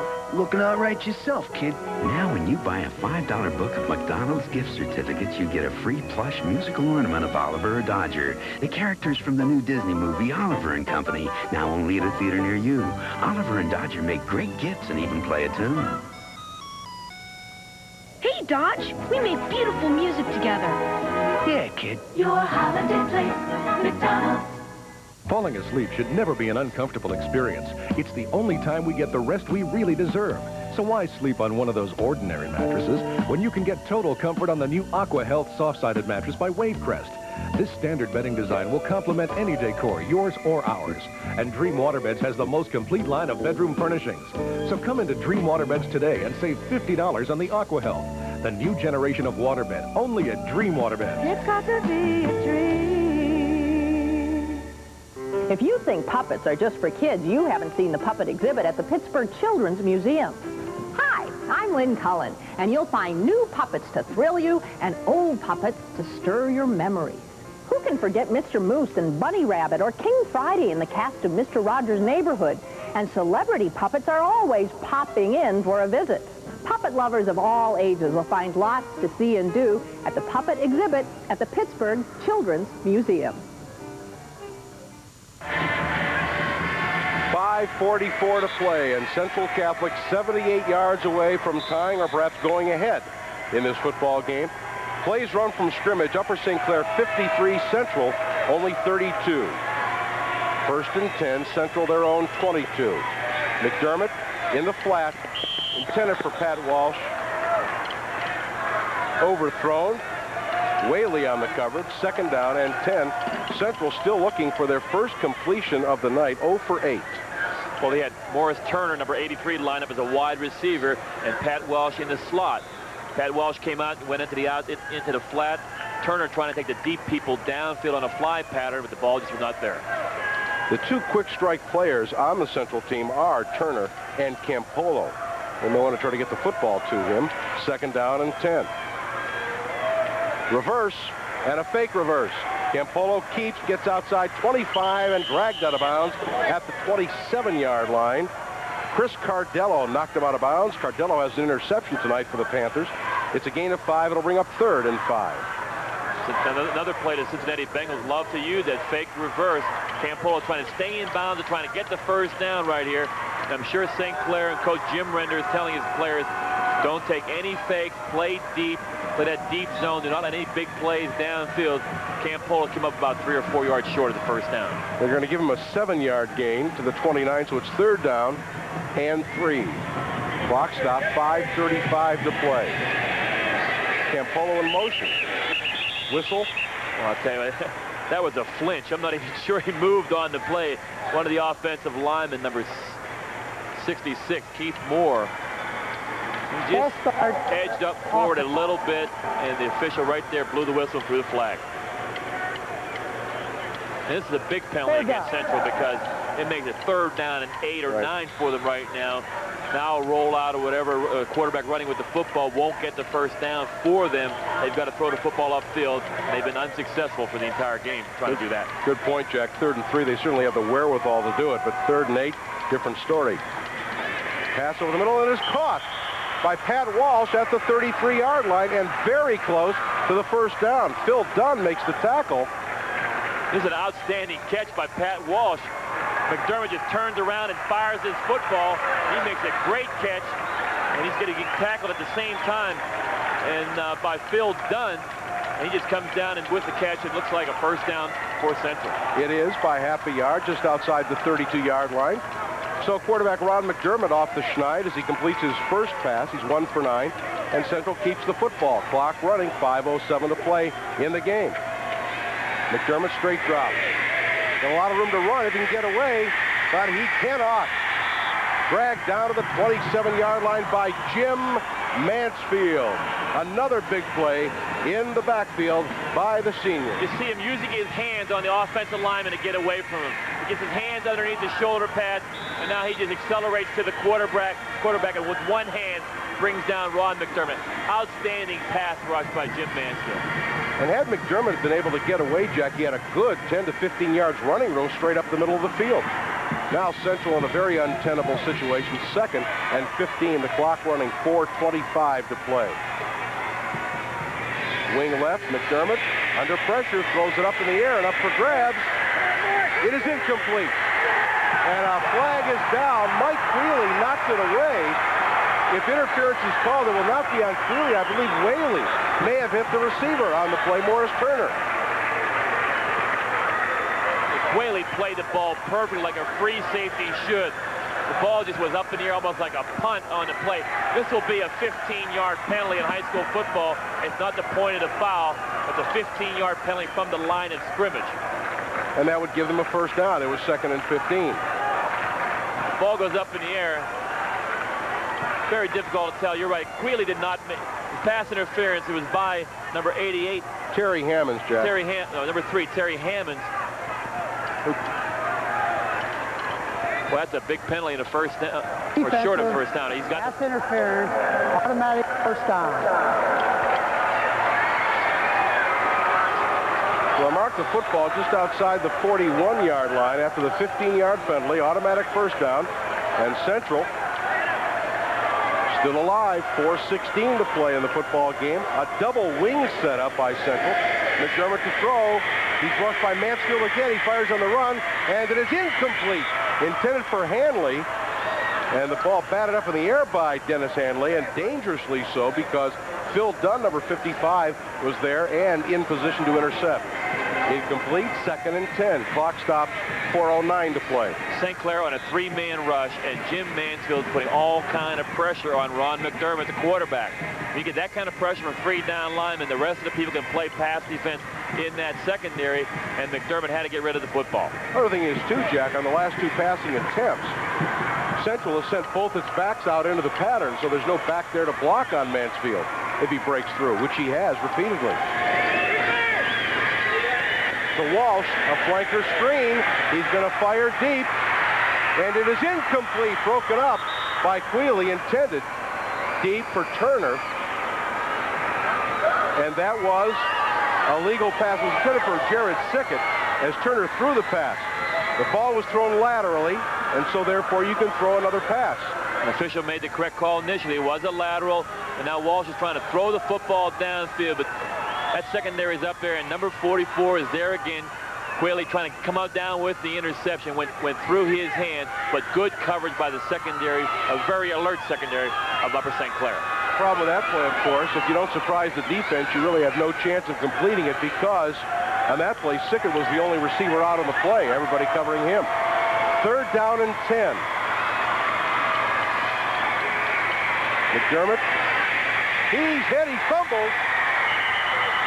I believe Central has recovered. It'll be a loss of 5 on the play. Lou Wetzel, number 68, made the sack and forced McDermott to fumble. It'll be 4th down and 14. Central's going to call a timeout right here with 3:41 left. Game is on the line with 4th down and 14, so they'll call a timeout. Good pressure, trying to strip McDermott of the football. The ball pops loose. One of his offensive linemen come up with it, but sets up a 4th and long situation. With 3:41 to play, the score, Upper St. Clair 7, Central Catholic nothing. This is the Battle of the Best on WPIAL TV. This is a medicine shop pharmacy. Unusual, aren't they? That's because they specialize primarily in prescriptions. You won't find any toys or potato chips. Instead, you'll find pharmacies dedicated exclusively to your good health. The medicine shops offer personalized service and everyday low prices. We want to be more than your family pharmacy. We want to be friends of the family. Visit your neighborhood medicine shop and save on everything you'll need to keep your family healthy this winter. 10 batteries? Not included? No batteries, no Christmas. There's something you should know. They're free. Here. Buy a burger, get a battery. No, buy gift certificates. Get 4 batteries. So the toy people don't give you batteries. The Burger King people do? Buy a $5 book of gift certificates and get Ever-Ready Energizer AA batteries free at Burger King. Central Catholic coach John Fischetti has made his decision. He will punt away. 3:41 to play in the game. Central has only 1 timeout left. So if Upper St. Clair can bang out a 1st down or 2, Central will never see the ball again. And Coach Render from Upper St. Clair is on the field telling his team to be alert for anything out of this punt formation. Turner is the punter. He does kick it away, gets up a good kick over everyone's head. Quealy chases it down and falls on it at the 24-yard line. So Turner gets off a great punt. And Upper St. Clair will start deep in their own territory, their own 14, a 49-yard punt. No return, but again, field position is not really important. Ball possession is. Well, the thing also in high school football, if you get a 1st down, the clock will stop till the chains are moved forward. So if Central can get the football back, even though they only have 1 timeout left, they can work that clock a lot better, knowing that if they get a 1st down, the clock will stop and they can get their team at the line of scrimmage. That's if they get the ball back against the St. Clair offense. And you'll also notice that in high school football, the clock starts after the change of possession. The clock has been running for the last 10 seconds. 3:15 to play. Upper St. Clair needs a 1st down. Central must stop them here or it's over. Habib outside, 15, 20, 25. He's got the 1st down on near the 30-yard line. Pat Walsh makes the tackle. That's the only thing that Habib did wrong there. was getting near the sideline, but he's got a big first down for Upper St. Clair. This toss has worked all day. It's Mike Felk in front of him right now, trying to keep a block on the support man. And Pete Habib just breaks off that block, turns upfield, gets the first down, gets out of bounds on the play. But I'm sure now just continue to work on the clock. That running game's been great for them the entire game. I'm sure they're going to try to continue to work on it with 3:02 left. Habib now 124 yards on 23 carries.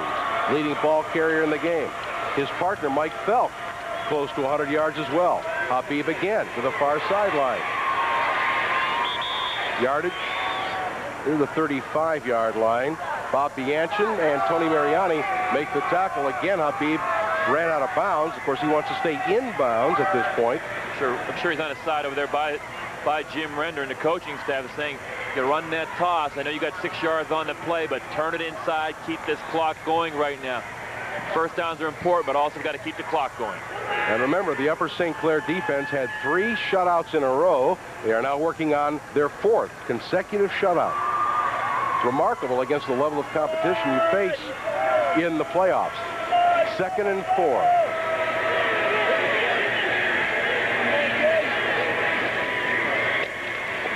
Whaley, he's hit at the line of scrimmage and stopped for no gain.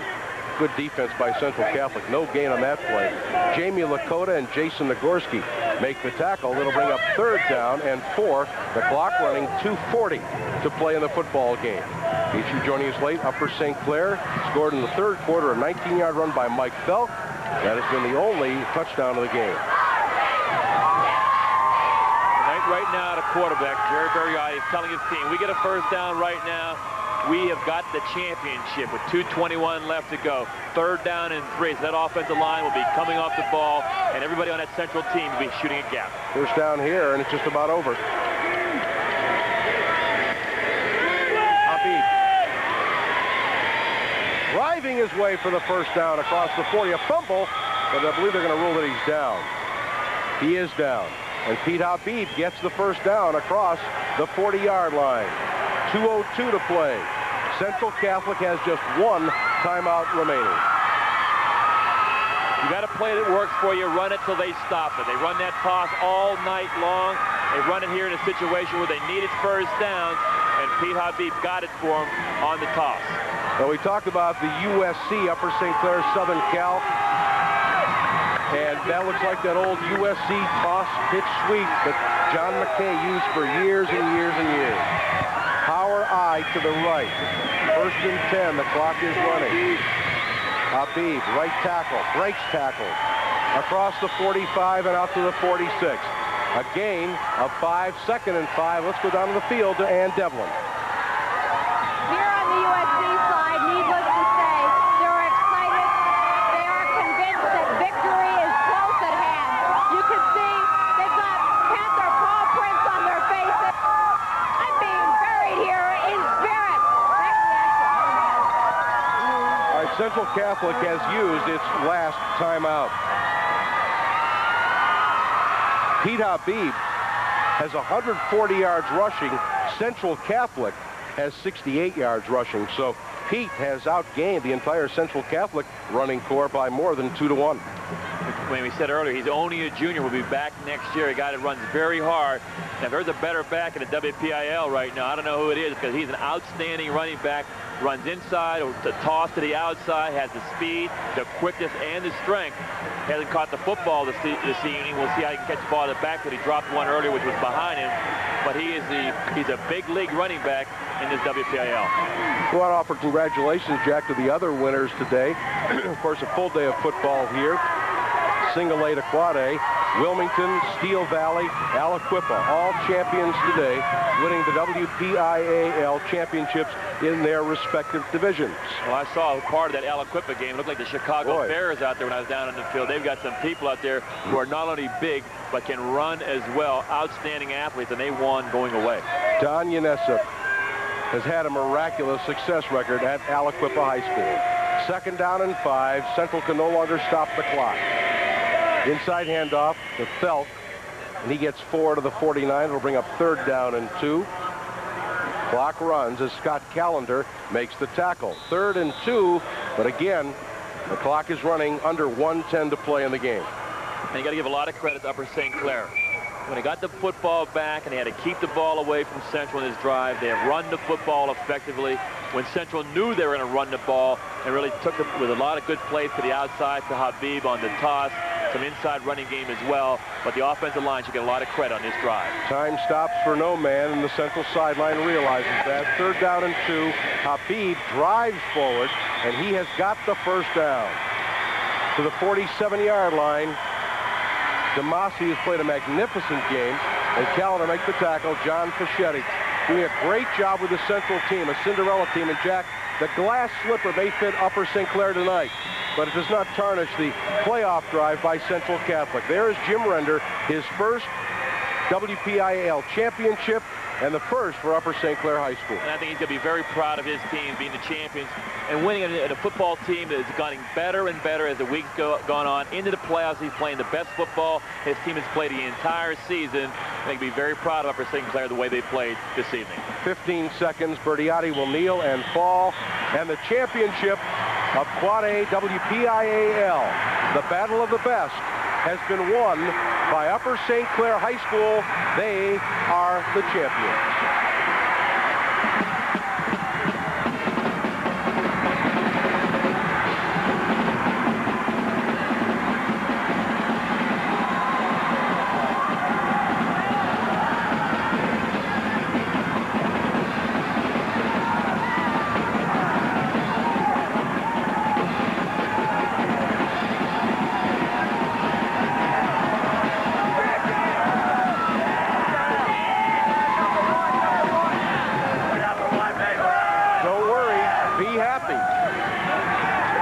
And you're seeing kind of the hockey hand